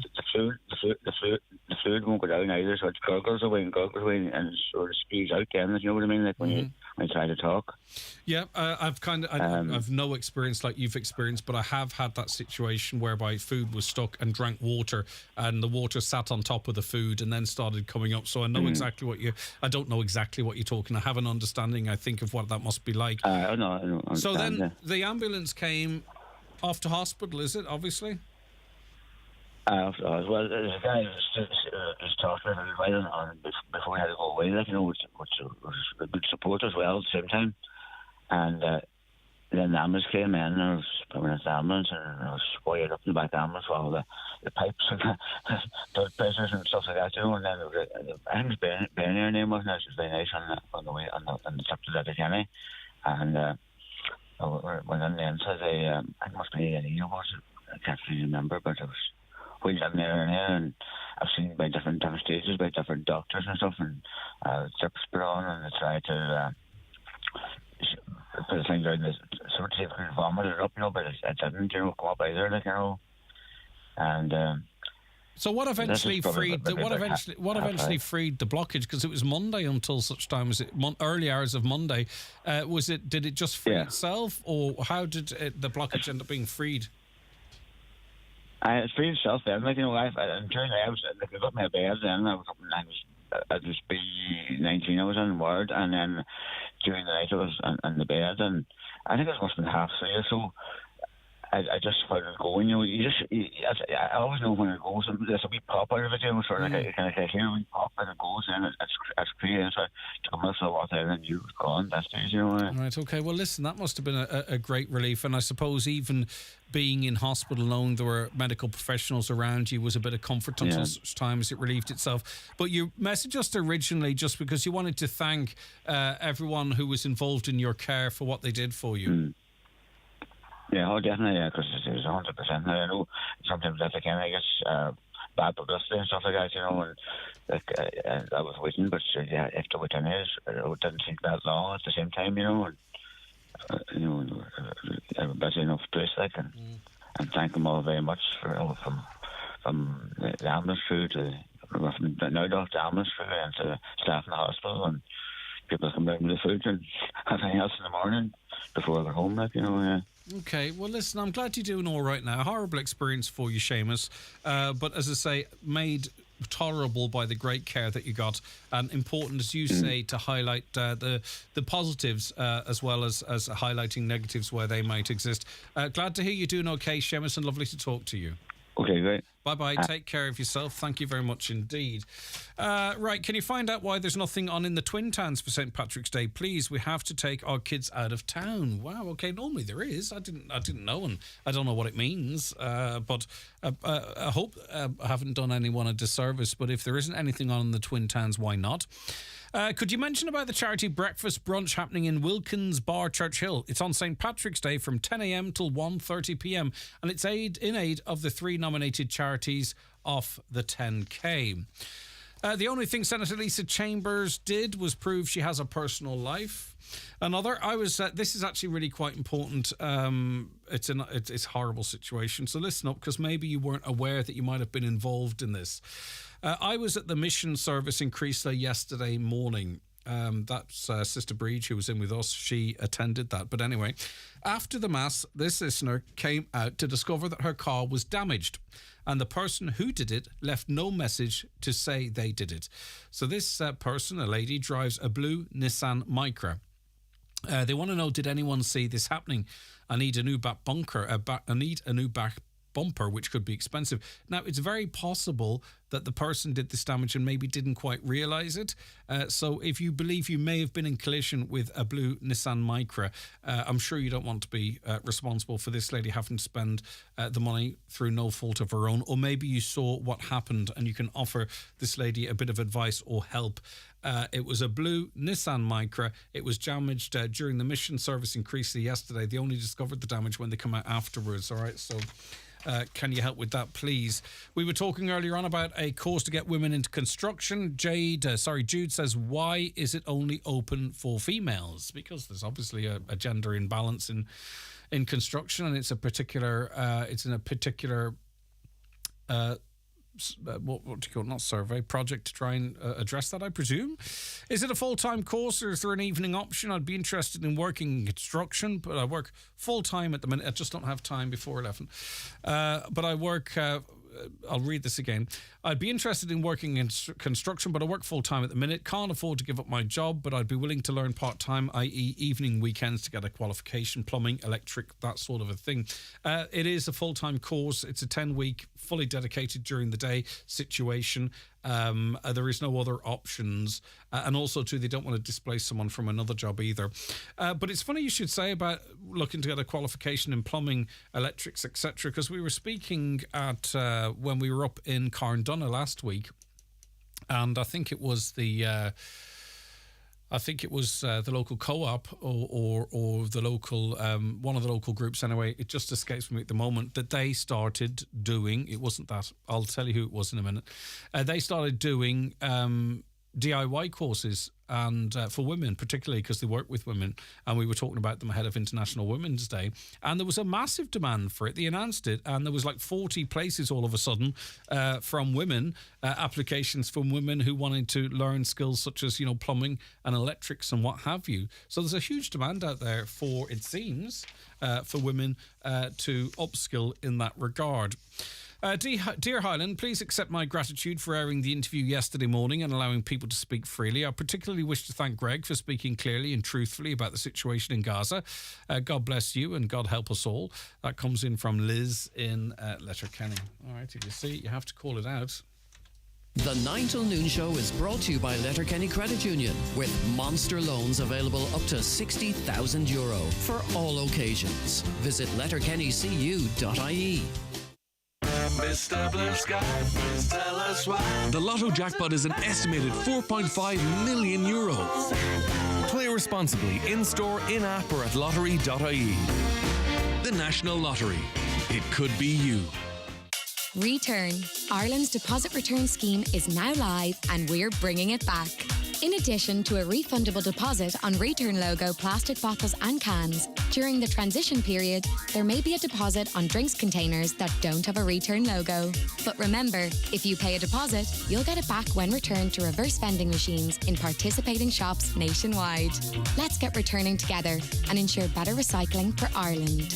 For more, visit return.ie. It's time to visit Ireland's newest Lexus dealership, Lexus Letterkenny. With 50 years of experience, you can trust us in this new era of electrification. Experience our all-electrified range, including the stunning ES Hybrid Saloon and our award-winning range of plug-in hybrid SUVs. And view our finance offers, including the all-new LBX. Start your 2-for-1 journey with Lexus Letterkenny Port Road. Lexus. Experience amazing. Don't miss the BAFTA award-winning comedian Michael McIntyre's brand new show, Magnificent, at the SSE Arena Belfast on Friday the 31st of May 2024. As always, Highland Radio make it easy for you as we look after all your needs. We will provide luxury transfers, overnight stay at the Clayton Hotel Belfast on a B&B basis, your ticket to the show, shopping time in Belfast City Centre. For more information, go to the outlet at highlandradio.com or give us a call on 074 91 25000. Michael McIntyre in Belfast.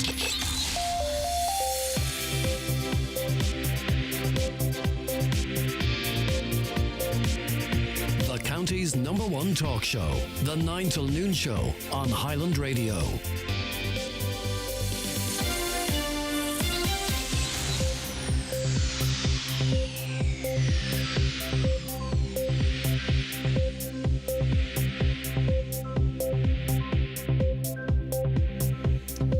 Okay, it is just approaching 11 o'clock. It's time for a news update, and it's over to Donna Marie Doherty.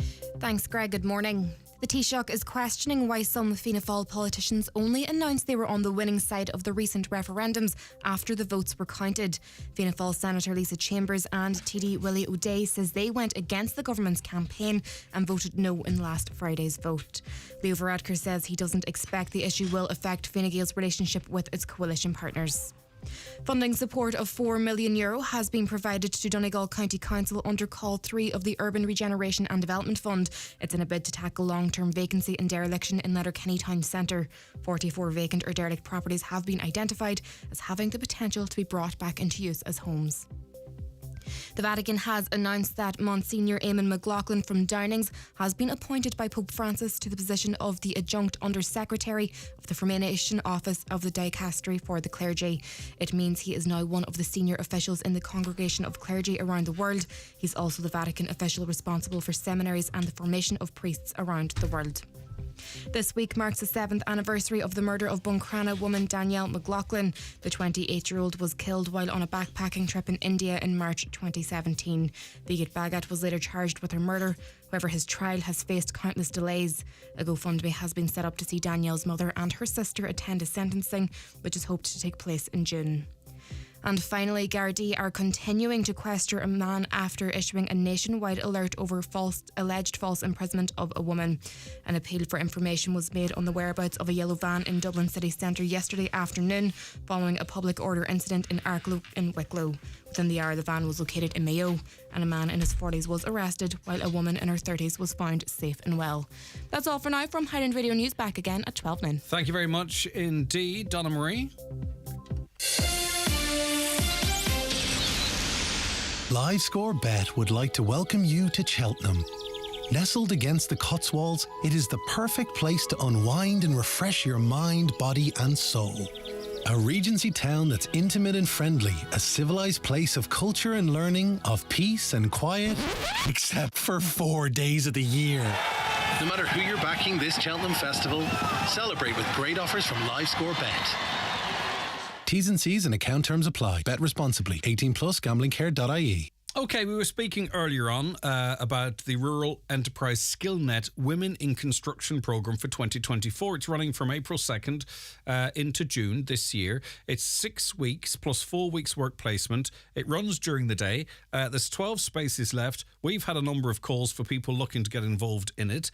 It is for women, of course, and there is certification through the whole process, and then very likely job opportunities, which is all very exciting. And then I put the call out there. For anyone working in the industry to maybe get in contact with us. Dervla Walsh joins me now via Zoom. Dervla, did your mother throw you under the bus, or how have I found myself speaking to you this morning? Hi Greg, how are you? Yeah, definitely it was Mum, as all Donegal natives do. She was listening, she's in work this morning, she had Highland Radio on in the background, so she gave me the call and says Greg is looking for females in construction, get on it, ring in there. So because this is something you're actually really quite passionate of, and you point out at the moment only 7% of those working in construction are women, but that is a percentage that's increasing, is it, Dervla? I think so, Greg. I only heard these stats because it was International Women's Day last week. So with my work, I work for Turner & Townsend at the moment, a company based in Dublin. And we went to the International Women's Day. It was a seminar that was held in the Castleknock Hotel.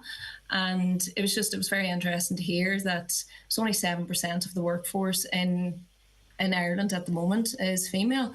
It is obviously it's a stat there that has risen over the years because there was a time that there was no females really in the construction industry. So obviously we're going in the right direction, but it takes myself and other females that are in this industry to try and promote it and put it out there that it is very much so a career for a female. And there's so many opportunities and so many different paths that you can go down.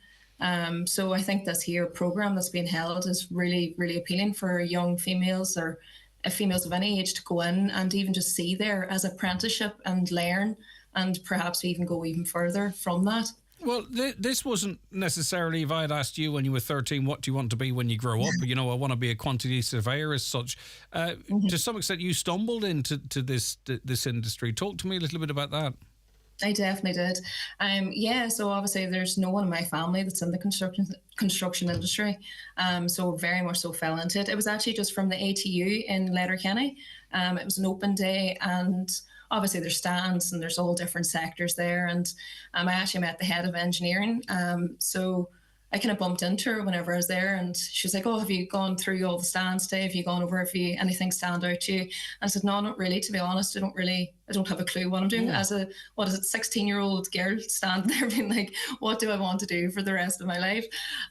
So she just said to me, she was like, Dervla, why don't you try the engineering sector? She goes, there's an awful lot of careers. So she was like, she started naming out civil engineering, mechanical engineering, quantity surveying. So she named out all these different career paths. And I was like, all right, okay. Right, this is a female and she's obviously doing amazing. She's the head of engineering here in the ATU in Letterkenny. And I was like, right, okay, let's give this a go. So I just kind of went and I talked to the lecturers that was on the stand, past students that was on the stand. And, it was just, I was like, right, okay, I don't really know what else to do, but this sounds good. And there's plenty of career opportunities at the end of it. So let's give it a go. And here I am. I've graduated in 2017. I went to London for a few years. I worked for a company called Linesight over there and got really invaluable experience while I worked there. And now I moved back, returned home to Ireland, working for Turner & Townsend. And yeah, it's been fantastic and I've really enjoyed the career to date. Now, it's quite clear, obviously, this is a male-dominated workspace. 93% are males, okay? But, I don't think we should presume why that is. Do we... And it might have come up, actually, during conversation on International Women's Day. Why do so few women, I wonder, choose Because I don't think we should presume, because that we could be presuming the wrong things. Like, I mean, you would have your insight, but are there any other insights as to why so few women choose this option? I think it is just, obviously, I suppose I don't want to say, obviously we're come from Ireland, it's quite rural, and I suppose those conversations aren't necessarily had. I know it has improved an awful lot over the last couple of years, but in previous times, I suppose as a female, it's very much so, no, that's a male career. You don't go down that route. And it's just trying to open up the eyes of females of, it shouldn't be just this is the male route and this is the female route, because it's just the career options. And I do think obviously we are very much so male dominated in this industry, but it is changing, and it is a career that for a female, and it's very appealing for a female. But do you think it's just that, if me and you were twins, right, as unlikely as that might seem for anyone watching the programme, but because I'm way better looking than you. No, if me and you were twins, right, and we had different parents, it wasn't your mum and dad or my mum and dad. I don't want to personalise it. Like, if we were 10, I wonder for Christmas or birthday, might you be bought, a feminine toy, and I'd be bought a digger and a dumper truck. Do you know what I mean? Do you, like, I have no issue with that, and I'm not sort of getting into the gender roles debate because it's a bloody minefield. But it does plant seeds early on, really, as to what might be expected from a girl growing up versus what might be expected from a boy growing up. I think so. It definitely is, and that's a big thing of, hopefully it's trying to convince people and trying to, like the International Women's Day, it was all about inspire inclusion, and that was the theme of 2024. But it's just trying to get that word out there, like aunts, uncles, cousins, brothers, sisters. If it is these young, like, as whenever I was younger, it wasn't a career that I would have even thought about. So it's trying to get the older people to try and convince the younger generation and trying not to put those rules based on you, as you said, get the dumper truck or get the... Exactly, and this is not about feminizing boys or making girls more masculine. It's just accepting that a girl can be a girl or a boy can be a boy or whatever it might be, but still have an interest in, construction or the equal opposite in the other direction. 100%, From your experience in the construction industry, right, starting at the bottom, working your way up in all different areas of it, though, did you have to? Do you feel that you were treated fairly the whole way? Did you have to sort of prove yourself a little bit more, maybe, than other guys that came in at the same time, or did you feel you were treated equally? Because you've got a great experience in different areas as well. Yeah, do you know, it's kind of perception on myself. Like, I would have felt myself going into the work environment. Like, I remember being in London, and like majority of my meetings, I was always going in, and it was just it was a room full of men. So obviously it is intimidating as a girl who is 24, 25 years old, coming out of college and just stepping into that world. But it was very much so in my head. I was like, right, I need to have a voice. I need to step up and be seen and be heard here so that I am taken seriously, just purely because of the fact that I was stepping into a room full of men. And I don't know if is that the way it's meant to be or not, but I suppose whenever you are in this industry and there are so few women, you want to be known and heard, and you want your voice to be heard, and you want to be taken quite seriously. So obviously, yes, you do. It is different. Yeah. But I suppose it's normal because, whether it's real or not, we are sort of conditioned to sort of establish our own limitations or expectations or of what others' expectations are of us. So we have to work through that. You would then obviously encourage women to take up the option of these 12 spaces. Listen, I'm sure they're going to sell out anyway, but I think, Dervla, it's been really insightful to actually, especially I think the timing's perfect because International Women's Day, you attending events along those lines, and this coming up, it's worked out well. Congratulations to your mum. She's an assistant producer of the 9 till Noon show now. Most definitely.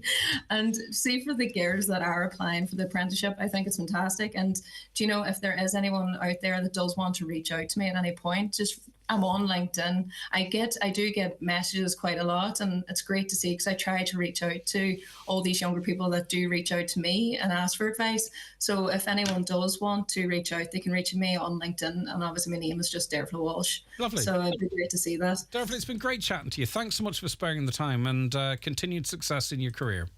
Brilliant. Thank you so much, bye-bye. Greg. Take Thank care. you. That's Dervla Walsh, a quantity surveyor, who's doing really well. If you feel inspired by Dervla's comments, or if you want a young person in your family to hear that interview, it'll be on our podcast in the third hour, right at the start of the third hour on our website, highlandradio.com, from about 1 o'clock. And also, if you want them to watch it back, you can see it again on YouTube or Facebook a little later on. If you want more information about that Rural Enterprise SkillNet course, ruralenterpriseskillnet.ie, or we've got telephone numbers and email addresses that you can contact us on here. Right, so on Friday, this charity day that we have, it's Highland's birthday. We've got the birthday concert coming up on Tuesday, I believe. Tickets going really fast for that. If you do want to go to that, it's going to be a wonderful night of entertainment and celebration. Give us a call here or go on to theoutlet.com. But on Friday, we're mixing things up in terms of programming. In the morning, we're kicking things off with Jimmy and Paul. They've got a naughty Friday morning sessions, loads of great music, live music as well, loads of interesting guests. From 9 to 10, I don't actually have the list, Caroline, so I'm doing this off the top of my head, but from 9 to 10, John Breslin is in the hot seat, and he has comedians in, and they're going to have a Friday panel with a difference. It's not called the Friday panel, but that's the kind of buzz.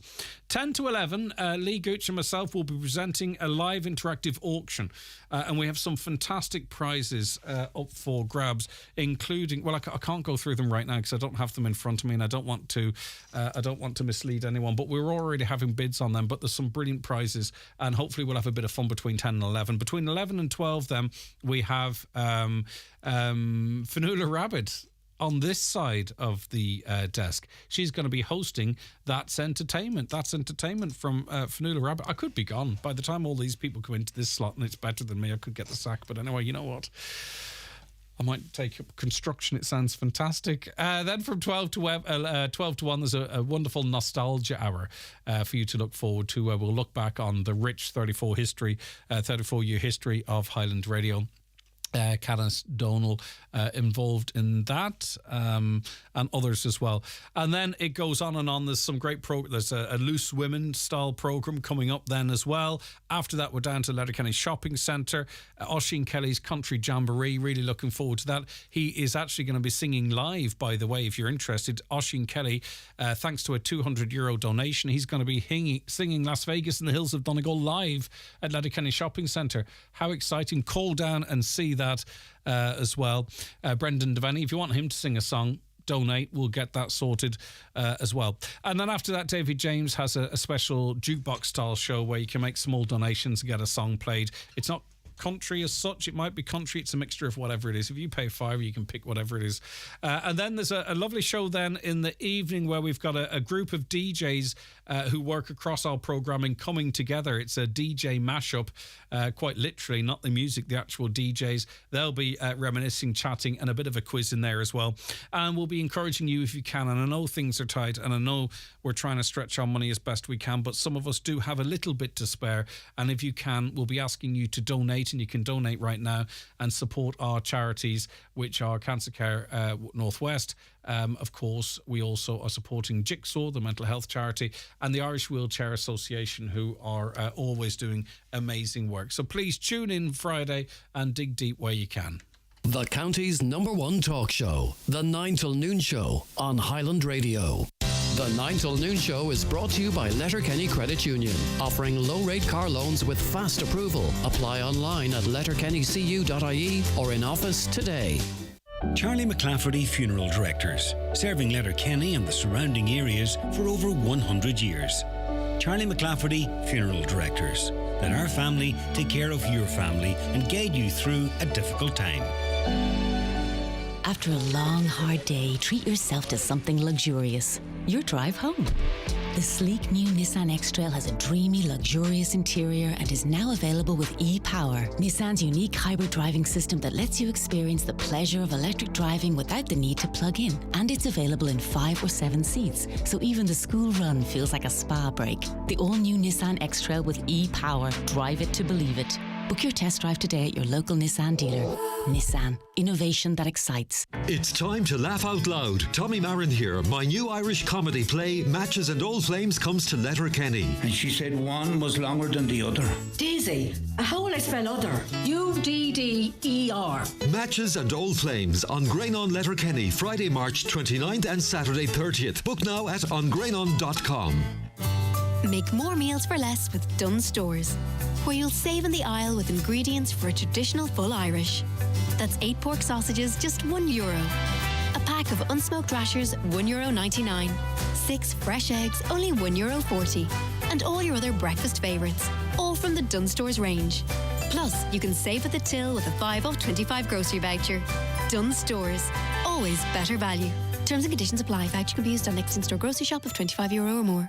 The Highland Radio Birthday Bash, featuring Margot and special guests. Tickets are €30 each and are now available at Highland Radio, the Mount Errigal Hotel, Letterkenny, Alexander's Ballybuffet, Simpsons Bar, Carndonagh, and the Cope Dunlow. For further information, call the station on 9125,000 or check out the outlet at highlandradio.com. Now it's time for our regular feature, Wellness Wednesday, when we focus on a health matter, be it mental health, physical health, or anything around that. Today we are joined by Grania Byrne, who is a women's health advocate and founder of Norma, an education platform for intimacy education. Good morning to you, Grania. Thank you for your time today. Hi, Greg. How are you? Thank you so much for having me on. I'm doing really good, and it's nice to speak to you. Right, today we're going to focus on vaginismus. Yes, it's quite a difficult one to pronounce, isn't it? Yes, it is. It's a mouthful. Yes, so vaginismus, Greg, is really, how I describe it is that it's a pelvic floor dysfunction, but there's also a psychological element to it, right? So our pelvic floor, it controls a lot of things, right? So we go to the loo, also sexual functioning, bladder, bowel, all that jazz. So a lot of it is going on. And what vaginismus primarily is a difficulty or it feeling impossible to actually insert something vaginally. So that could be, you know, from your finger, a tampon. It can also be when you're trying to get a medical exam.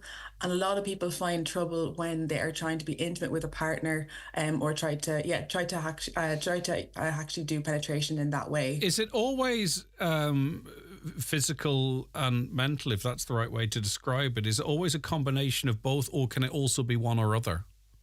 So there can be actually loads of reasons, Greg, as to why vaginismus gets triggered. So it can be primary, which means that, you know, you felt like you've always had it, or it can be secondary as well. So something might have happened, such as it can be from having an infection, it can be from, you know, postpartum or menopause.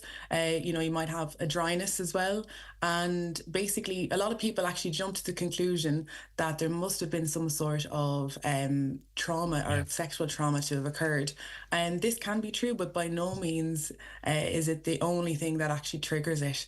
And it's actually kind of a lot of the time down to a lack of proper sex education. Yeah, and also a lot of just general information and conversation. I would imagine for the majority listening today, vaginismus, they've heard that phrase for the first time, but that doesn't mean it is rare. It just means we're only really being able to, so I think we're only really talking about these things more now, but also there's people like you that are advocating and speaking publicly as well. So as I say, whilst knowledge of it might be rare enough, it is quite a relatively common experience for women.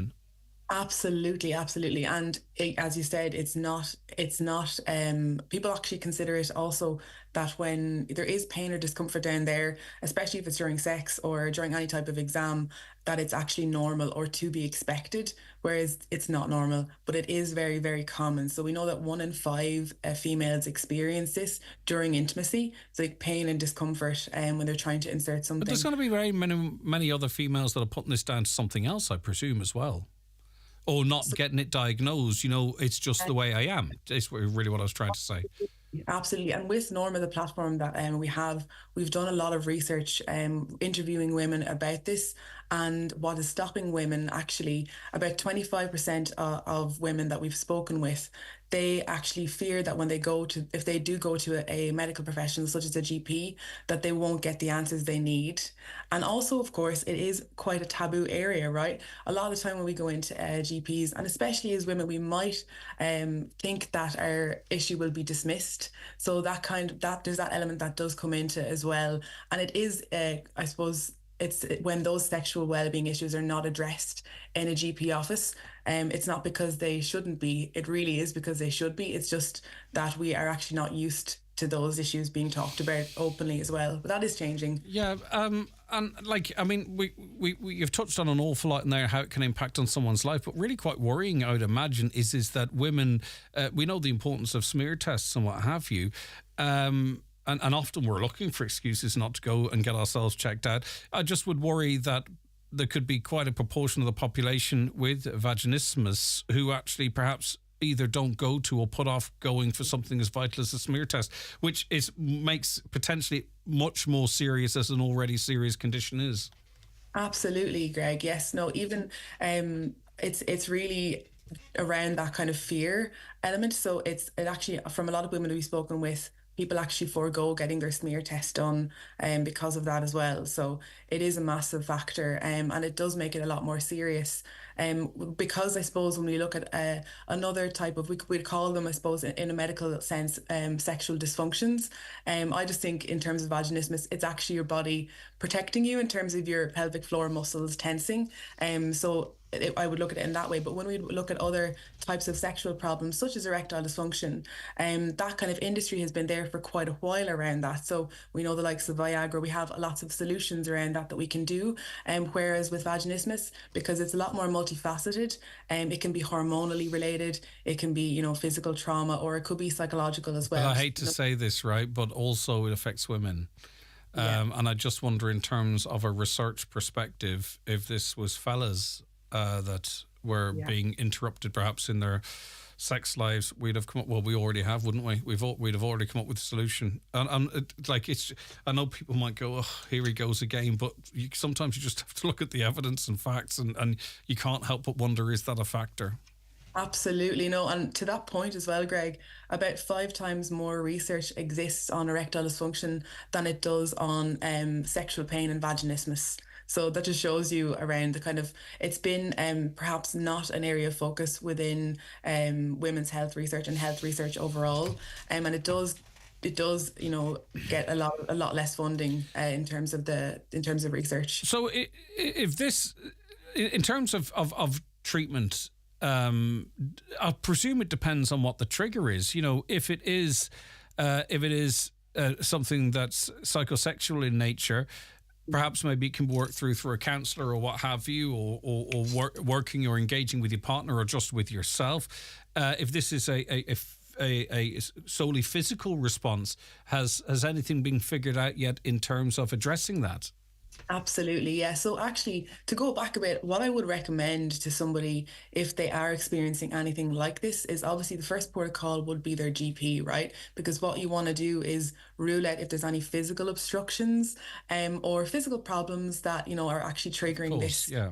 So that would be the first thing that I would recommend to anybody.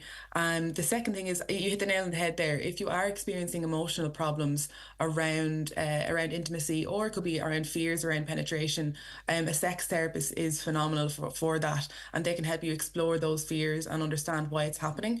And what I think it is as well is a pelvic floor physiotherapist is someone else also who has the key to really helping people who have vaginismus. I wish that I was referred to one when I was diagnosed initially with vaginismus.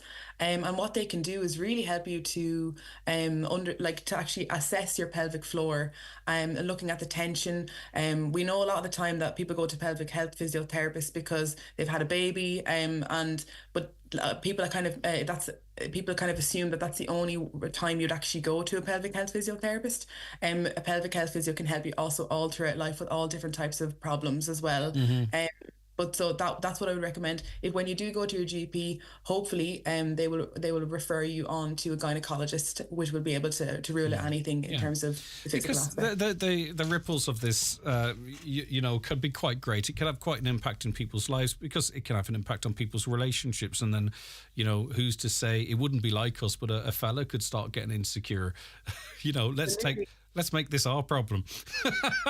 you know what I mean? And I jest, but it's a reality. That the next thing and it's self-perpetuating, isn't it? Because if there's a psychosexual element to it, I presume that the more of an issue it becomes, that the more worse it could get, or at least it could be harder to deal with. So it's certainly something worth talking about. Are GPs well educated in this area, Grania? Do you know? I'm just wondering, are a lot of women going to the GP and talking about this, or are there alternative sort of pathways to getting a diagnosis, stroke treatment? Or maybe our GPs are fantastic and have a great understanding of it.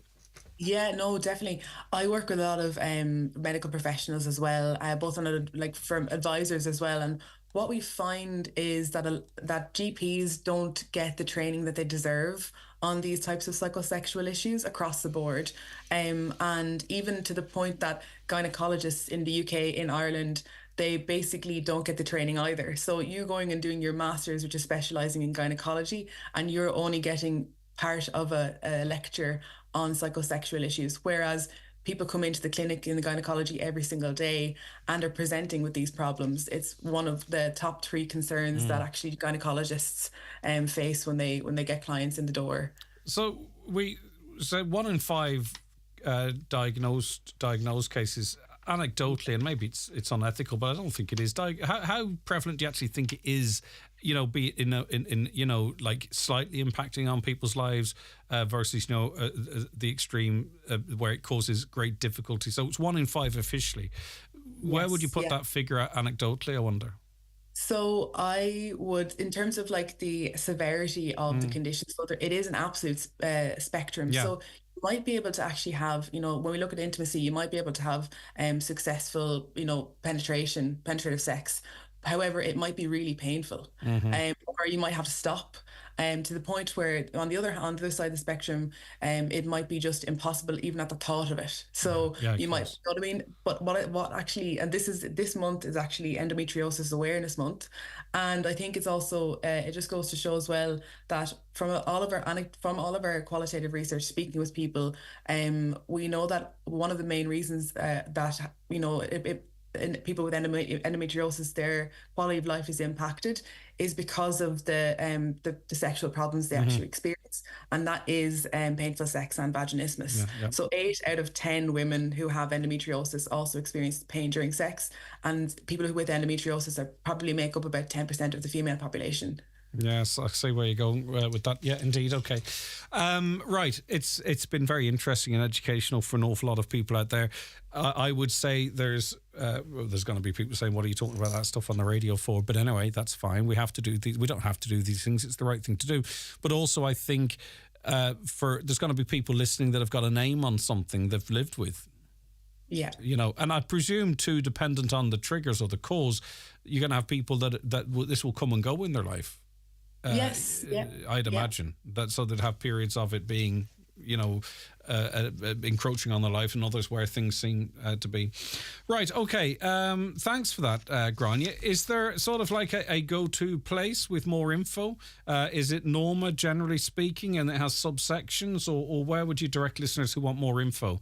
Obviously, we're directing them to GPs, right? But I'm on about like if they want more information just to read up a bit more. Yeah, absolutely. So I can point you to our socials, which are the handle is @FeelNorma, and the website is www.feelnorma.com. So can you spell that for me just to make sure? Yes, you can indeed. So FEEL, and then Norma is NORMA. So feel normal and drop the L. That's what you have to do. Yeah, that's it. That's it, exactly. Right. Listen, thanks, Grania. I enjoyed that conversation, because when you're learning, it's good. So thank you for your time. I appreciate it. Thanks, Greg. All right, bye-bye. Take care. That's Grania Byrne, woman health advocate and founder of Norma. If you want more information, go to feelnorma.com. So it is actually feel normal, but no L at the end. I hope that's actually simplifying it and not making it more complicated. All right, that was Wellness Wednesday. All right, hopefully that's helped someone out there. That's all it needs, one person to hear that and go, right, okay, and it sets them on a path. And we get those calls back all the time, you know. You're chatting to someone 2 or 3 years down the line in relation to something, and they say, you know, I was actually listening to your show, or whichever show it is, this is not about me, but I was actually listening to your show and I heard this person on and then this happened, and their lives are improved, and that is incredibly satisfying because that's what we're here for. Watch the show live now on YouTube, Facebook, and at highlandradio.com. Business Matters in association with the Faculty of Business at ATU Donegal. For a career in financial governance, consider the Level 9 MA in Governance and IT in Financial Services. Call 9186206 or email donald.hannigan@atu.ie today. Okay, next up on the show for Business Matters, and we're joined in studio today, as usual, of course, by Chris Ashmore. Very good morning to you, Chris. Good morning to you, Greg.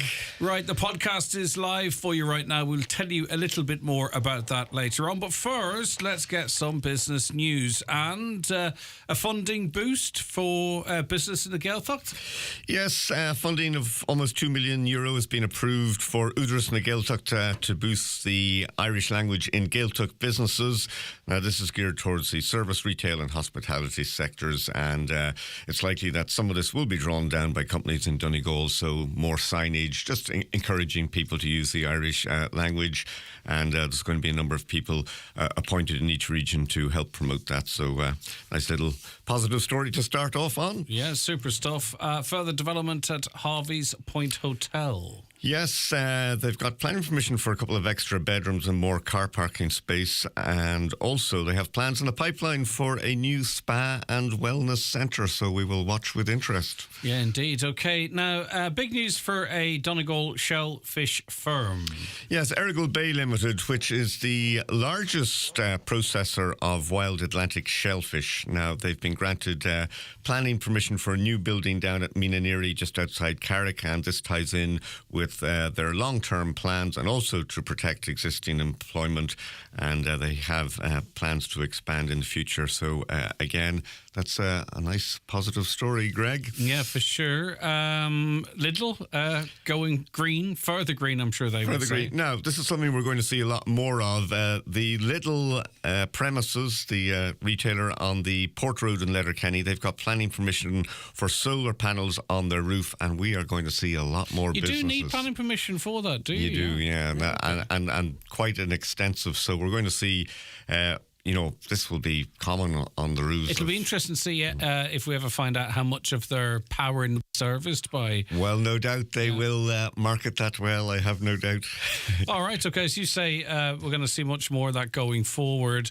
A survey out on the local economy. Yeah, no, I know you were speaking during the week with Dahi Ramsey, wasn't it? It was on with John, yeah. Yeah, and... Now, the value of a theatre to a local area. They've done a study on the local economy and how it's affected by the Millennium Forum in Derry, and they found out that in 2023 it contributed some 16 million to the Northwest economy. So if you've a sellout show, people are going maybe for a meal beforehand or going for a few drinks.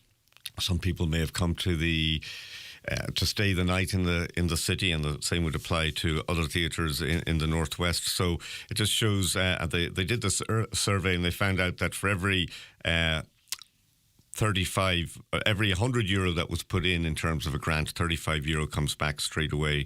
So, you know, it's just that back to this circular economy. If you spend money and it goes around locally. Yeah, €1 or £1 spent there, it ripples out. The next story here is what I don't think sometimes a lot of people in authority get. If something is a good idea, if something makes sense, and if something is relatively affordable, you don't have to shove it down the public's throat. They will auto-adapt. It's kind of like a quasi-just transition. And that's exactly what we have seen with e-bikes. Obviously, you know, talk of electric cars, solar panels, all that kind of stuff. It's being pushed really, really hard. People are slow to adapt. But people see the sense in the e-bikes and they don't need to be convinced of the benefits of them, I don't think. Absolutely. Now, there's some figures out. The Confederation of the European Bicycle Industry, it's estimating that the way the growth in e-bikes is going in terms of sales, that by 2030 in Europe, we could have more e-bikes being sold than cars. Mm-hmm. Now, that's quite a change. Here in Ireland, the sales are, it looks as if they could approach 20,000 sales in this year or thereabouts. Annual car sales in the Republic of Ireland are about 120,000 a year. So there's a gap to go, but there's no doubt about it. We'll all probably have e-bikes in 10, 15 years. But also, too, really, this talks to, you will see, I would say, and I have no clue on this, but my instincts would tell me, common sense would tell me, that where the cycling infrastructure is better, you will see more sales. It's a chicken and egg situation. You know, infrastructure can't follow the product as such, I don't think. But anyway, we'll watch with interest. Nothing about that story surprises me. And warnings for business over this bank holiday. I said bank holiday. I really try and avoid that. The public holiday weekend, St. Patrick's Day and Sunday, of course, and the public holiday Monday. Yeah, Netwatch Ireland, which is a company based in Carlow in the security sector, just warning, you know, there is an increase in break-ins and security breaches during the St. Patrick's Day weekend period. Some premises could be closed for 4 days, and it's not often that you have 4 days in the calendar year closed. So just a little bit more vigilance and maybe put extra measures in place. Okay, now on to the podcast itself. Business Matters released every Wednesday. Chris, you guessed this week? This week, looking at Kinniger Brewing, a real Donegal success story. Started off in Rathmullen, and it's now one of the leading independent craft beer breweries. They moved to Letterkenny, and in recent weeks they've been commissioning a new bottling line that will increase efficiency and capacity. And I've been speaking with the co-founder and co-owner Libby Carton about their continued expansion and also challenges around things including recycling. So in 2017, we moved our brewery from Rathmullen to Letterkenny. And in 2018, we bought our own canning line so that we could can in-house. And since then, we've debated, I suppose, whether we would switch exclusively to canning and whether we would keep bottling because it was much less efficient, more expensive in many ways. And canning seemed to be the way of the future. So over the past 18 months, we spent a lot of time making up our minds, doing the maths and also deciding just what we would like for the business, whether we would keep bottling. And we reached the conclusion that we would like to keep bottling, but that meant we had to invest in our bottling. We couldn't keep doing it in the same incredibly labour-intensive way that we had been doing it. We were in the position of being able to pursue both markets, and we thought it was a strength of Kinniger's that we have both bottling and canning. So we decided to commit to it rather than streamlining things. In order to get the size and the quality of machine that we wanted, we had to go the second-hand route. But it's a good time to buy second-hand equipment because so many breweries are getting out of bottling and committing solely to canning. We found a very good used bottling line near Vancouver in Western Canada. So it's an Italian make. It's a Guy bottling line. So it went from Italy to Western Canada, and the brewery that had it there bought it just at the wrong time. They invested in the bottling line just when the bottle market was completely dying there. Right. So they bought a very expensive piece of equipment, got perhaps 2 years use out of it, and then gave up bottling. So we were able to get it at an affordable price. Okay, interesting stuff. You can hear that full interview, of course, in the podcast. And a real success story, Kinniger, growing all the while. Yeah, they've a range of 12 core products. They also do a number of seasonal specialities, and as well as cans and bottles, the keg, the draft beer side of the business, that's growing a lot. And they've started to run tours of the brewery, and these have proved to be very popular. 3 different types of tour and offer. So a lot happening down there, and a great success story. Business Matters on after the 6 o'clock news on Sunday. And if you want to contact me, you can email me, businessmatters@highlandradio.com. Okay, go to the website right now if you want to hear it in advance. It's a digital first programme, and it's in the listen back section there of our website. All right, Chris, thank you very much as always. We'll be back with more in the 9 till noon show after this quick break. The 9 till noon show with Letterkenny Credit Union, now offering mortgages from 40,000 to 600,000 euro with no hidden fees or transaction charges. Letterkenny Credit Union, 9102127. The Big Kahuna is back for the bank holiday weekend. The Euro Millions mega draw will be a guaranteed jackpot of 130 million euro on Friday, March 15th. 130 million euro? Time to dream big. So don't forget to get your ticket. The National Lottery. It could be you. Play responsibly. Play for fun. Nutrius Milk Replacer range, which includes NutriStart and NutriStart Plus, offers the best start to your cows this spring season. With 23% and 25% crude proteins, ideal for calf to beef and heifers rearing systems. Give your calves the best possible start. Available in your local Homeland store. Visit nutrius.ie for full nutritional information.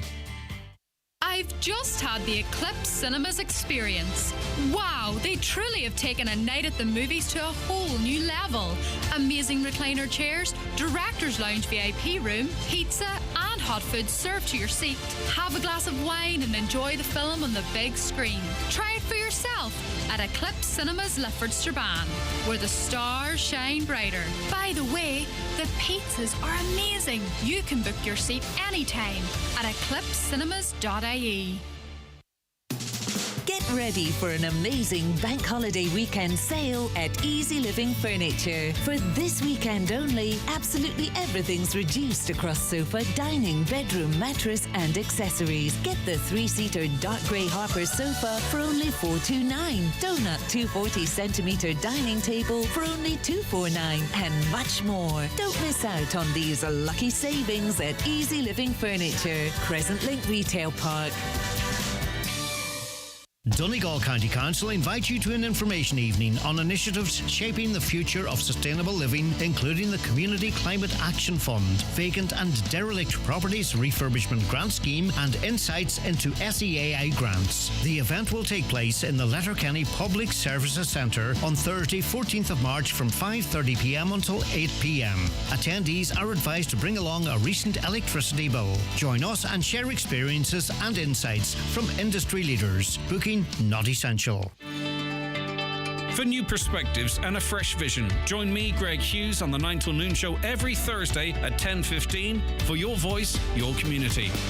And it's me, Greg Hughes, on the 9 till noon show. You're very welcome back. Greg, we have a young girl in our construction company. Her attitude to work is put her head down and keep going. She's put a lot of young lads to shame and is only 18. Congratulations to Monsignor Eamon McLaughlin on his new appointment. We have not forgotten you in Letterkenny, says a listener. Right. St. Patrick's was a migrant to Ireland, a single male, undocumented one. Oh, that's Taoiseach Leo Varadkar's comments. He said it in a speech to the Irish American community in Boston. How out of touch is this man, asks a listener. Back to this course, getting women into construction. If the course is for women, considering that women normally have childcare working during the day, it's not really practical for a lot of women who would like to train, or is it to train young women to enable them to emigrate with the ticket? Well, the whole idea is that there's a job hopefully waiting for them at the end of it, not out foreign but here. And I get it that everything in life, there's always sort of flip sides or negatives. The way I see is this is an opportunity for a group of women to get brilliant training and get into an area of work where they're underrepresented. And yes, I get it where you could sort of talk about sexism or favoritism, or you could talk about, emigration. But just basically, it's good. It's positive that there's an opportunity for a group of women to get educated, to get trained in construction and go into work in that area, and no doubt bring different perspectives to it. Right, but anyway, listen, I understand, but not everything, there's not an angle on everything, but maybe there is. All right, Adrian Gallagher is the IFA National Sheep Chair. He joins us now. Good morning to you, Adrian. Thanks for your time today. Good morning, Greg. Right, now, the IFA has launched No Dogs Allowed campaign. It was launched back in 2021. Talk to us about the campaign, and of course it's relaunched every year from since, I take it. Yeah, that's correct, Greg, actually. Yeah, it's something that the IFA have taken on board. Actually, I pretty much taken on board some ownership around this, to try and inform the public that I suppose in certain places, and particularly on farms and on open commonages, that we would prefer to see that people didn't bring their dog when they go for a walk in these areas, and purely down to the fact that we're seeing too many sheep killed and sheep warding incidents happening, which causes a lot of havoc and a lot of, stress on the sheep and, of course, on the farmer himself, So, yeah, we've relaunched the campaign again this year. So, yeah. And I think, too, if we look at... if we asked a lot of people what they believe, the damage the dog can do to a sheep, they're going to be in their heads, I suppose, the dog slipping off at night, running through the field, chasing the sheep down and what have you. But that's not actually required really for sheep to be startled or to be worried or to abort their lambs or what have you. It can be far more innocent, in inverted commas, than what we might perceive dog bothering sheep is. Yeah, that's true. Actually, we have a couple of different scenarios here. We have, I suppose, dogs being unattended, actually, and going off, as you say, in the evening time or night time, and mating up another dog and going off and killing sheep.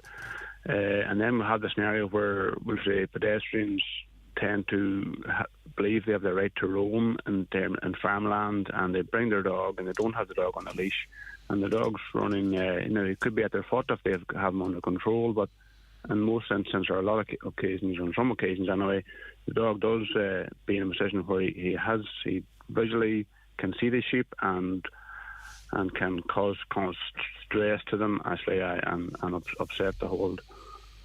Now, you can appeal every year, Adrian, with respect to ask people to do the right thing or to be responsible. That will only get you so far. For a lot of people, it's falling on deaf ears, and it's the farmer that has to pick up the pieces.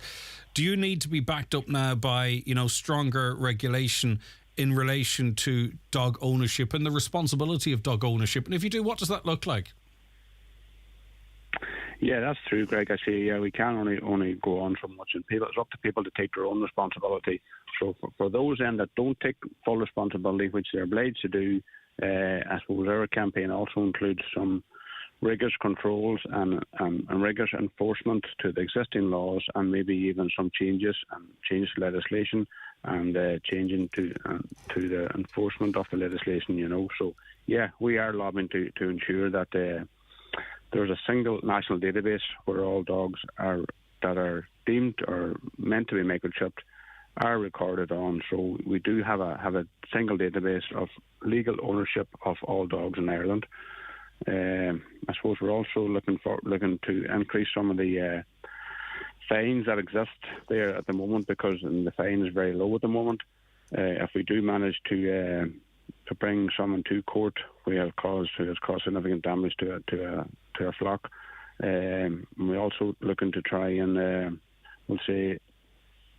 increase some of the powers to the dog wardens and the local Gardaí, where if the occasion arises, then that the Gardaí or the dog warden have the rights to seize dogs and remove them from the premises and humanely put them down. And there's more, Adrian, but there's one there's more there, Adrian, but there's one that actually jumps out at me as well, and it's suggestion number 8.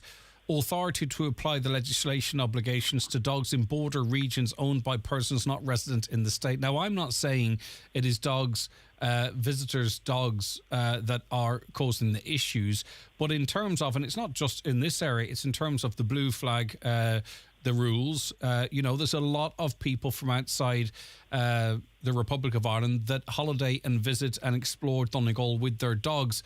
At the moment, really, there's no... The legal powers do not extend to them. They don't, naturally, no. And Donegal being a border county, as all the other border counties along Ulster, we do have a scenario where dogs can roam across, and we don't have the authority we do have the authority to put them down if they were caught in the act, but we don't have the authority to go across and fine cross border. So yeah, there is a a very grey area there that needs to be looked at and needs to be re-legislated around, All right, some sheep have already lambed, others are with lamb and will be lambing over the next few weeks or so. It's a tough old time for people keeping an eye on it all without then having to worry about dogs out of control, or actually even the owner thinking they are under control when they're not. They're still causing anxiety and stress to sheep, and that can have real strong ramifications. And so much of a farmer's time through the winter and what have you is put into this time of the year. A lot of effort and time, and concern for the animal, of course, but a lot of effort and time and money can go down the chute very quickly. Adrian, thank you very much for your time. Adrian Gallagher, IFA National Sheep Chair. Weather on the way. The 9 till noon show is brought to you by Letterkenny Credit Union, with monster loans available up to €60,000 for all occasions. Visit letterkennycu.ie. From family feasts to cozy date nights and everything in between, discover the Curry Cottage Indian Restaurant and Takeaway in Stranorlar. Indulge in award-winning, top-quality food, whether you dine in or order online for takeaway convenience at thecurrycottage.ie. With our doors open 7 days a week with tasty food and a warm welcome. Taste the excellence at the Curry Cottage today. At Cooney's Home Interiors, we pride ourselves on offering you the very best in choice, quality and value on all home furnishings. Treat your home with a visit to Cooney's today and choose from our large range of suites, tables, beds, not to mention our large selection of home accessories. Our motto is, if you see it, you can buy it, and we will deliver it to your door. Cooney's Home Interiors, Letterkenny Retail Park. Style and perfection at incredible value. Kia is now making it easier to go green, offering 0% finance on the all-new Kia Niro. With an impressive 460-kilometre range on a single charge, the Niro ensures you can go the distance without compromise. Visit imotors.ie today and avail of this limited offer. Fancy a free glass of Prosecco while admiring one of Donegal's best views? Join us on our first wedding fair at the Water's Edge Rathmullen on Saturday the 23rd of March from 11 a.m. to 3 p.m. We will be joining forces with Ultimate Touches and other vendors to showcase the Water's Edge Rathmullen as your dream wedding reception. With free entry and great prizes to be won, it's a day out not to be missed. Highland Radio weather updates with Ireland West Airport. Time to book the family summer holiday. Fly to Barcelona, Faro, Milan, Majorca and much more for a perfect family getaway. Ireland West Airport. Don't just take off, take it easy. Okay, drier weather developing as the morning turns to the afternoon. Temperatures 8 to 10 degrees this afternoon with light to moderate west or southwest winds. Right, now we're joined on the programme by Andrea McLaughlin Bannigan. Thank you very much for joining us. I really do appreciate your time today. What's it been like, I suppose, recently for you, Andrea? You had that emotional roller coaster of the prime suspect in your daughter's murder being granted bail and then not using that bail. And then, of course, a lot of the national eyes on Danielle's story. It's never-ending ups and downs and rounds and rounds for you, Andrea. Well, it's actually 7 years today, but it's 7 years tomorrow that I actually found out that Danielle had passed away. So it's been a tough week. I'm sure it has. It's really been really tough. And tough still, whilst the person responsible has yet to be convicted. Well, we can... Also, as a family, we can't really grieve, and her friends as well. We can't really grieve until it's over. We need it over. We need closure. What's your latest information as it relates to when this trial might come to a conclusion? They are chatting about July this year. Last July, he took it to High Court looking for bail, and it was rejected for his behaviour in the jail. And the judge decided then that they needed a new female judge, because the judge, there's no jury in Goa, so it's the judge will decide the final verdict. So it's now a female judge, and we have a female public prosecutor. And of course, the reason I wanted to speak to you, Andrea, is to let people know that as well as dealing with everything else that you're dealing with, of course, you want to you want to be out there for sentencing, and there's a huge cost in relation to that. You're asking people to support you any way they can to that end, so you can go out there and see. I was Danielle's best friend decided last night to set it up because we have outstanding lawyers' fees as well.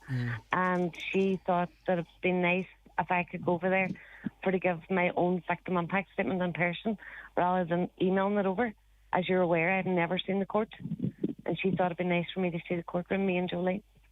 I think too, as part of your life going forward too, Andrea, I think it's important that you go over and let them hear exactly the loss that you've been through, not the loss, your loss and what you've been through, and for you to be able to see, it seems likely this person convicted of this crime. I think that's going to be really important for you, Andrea, on your journey through life, to have that. It's just to finally get my voice heard and for the judge to understand what loss Danielle been taken from us has cost by our family. Okay. And I know so much grief and loss. Yeah, and I know Andrea's, I know Danielle's friend is behind this as well, and sometimes, we can be a bit embarrassed by looking for a little bit of help, but she started this and it will help you get over there, and I'm sure people will be really generous. She's actually the girl. Yeah. Louise is actually the girl that actually told me Danielle had passed away. Oh no, right, okay. So there's that extra connection there. So she would be her best friend. Right. We have a really close bond. That's lovely, okay. Brilliant. I'm glad she's doing this for you. If you can support Andrea in any way, please go to the Truth for Danielle McLaughlin Facebook page. Andrea, we'll talk again into the future. I hope you're getting all the strength that you need to get through this impossible week for you. But thanks very much, as always, for having a quick chat with us.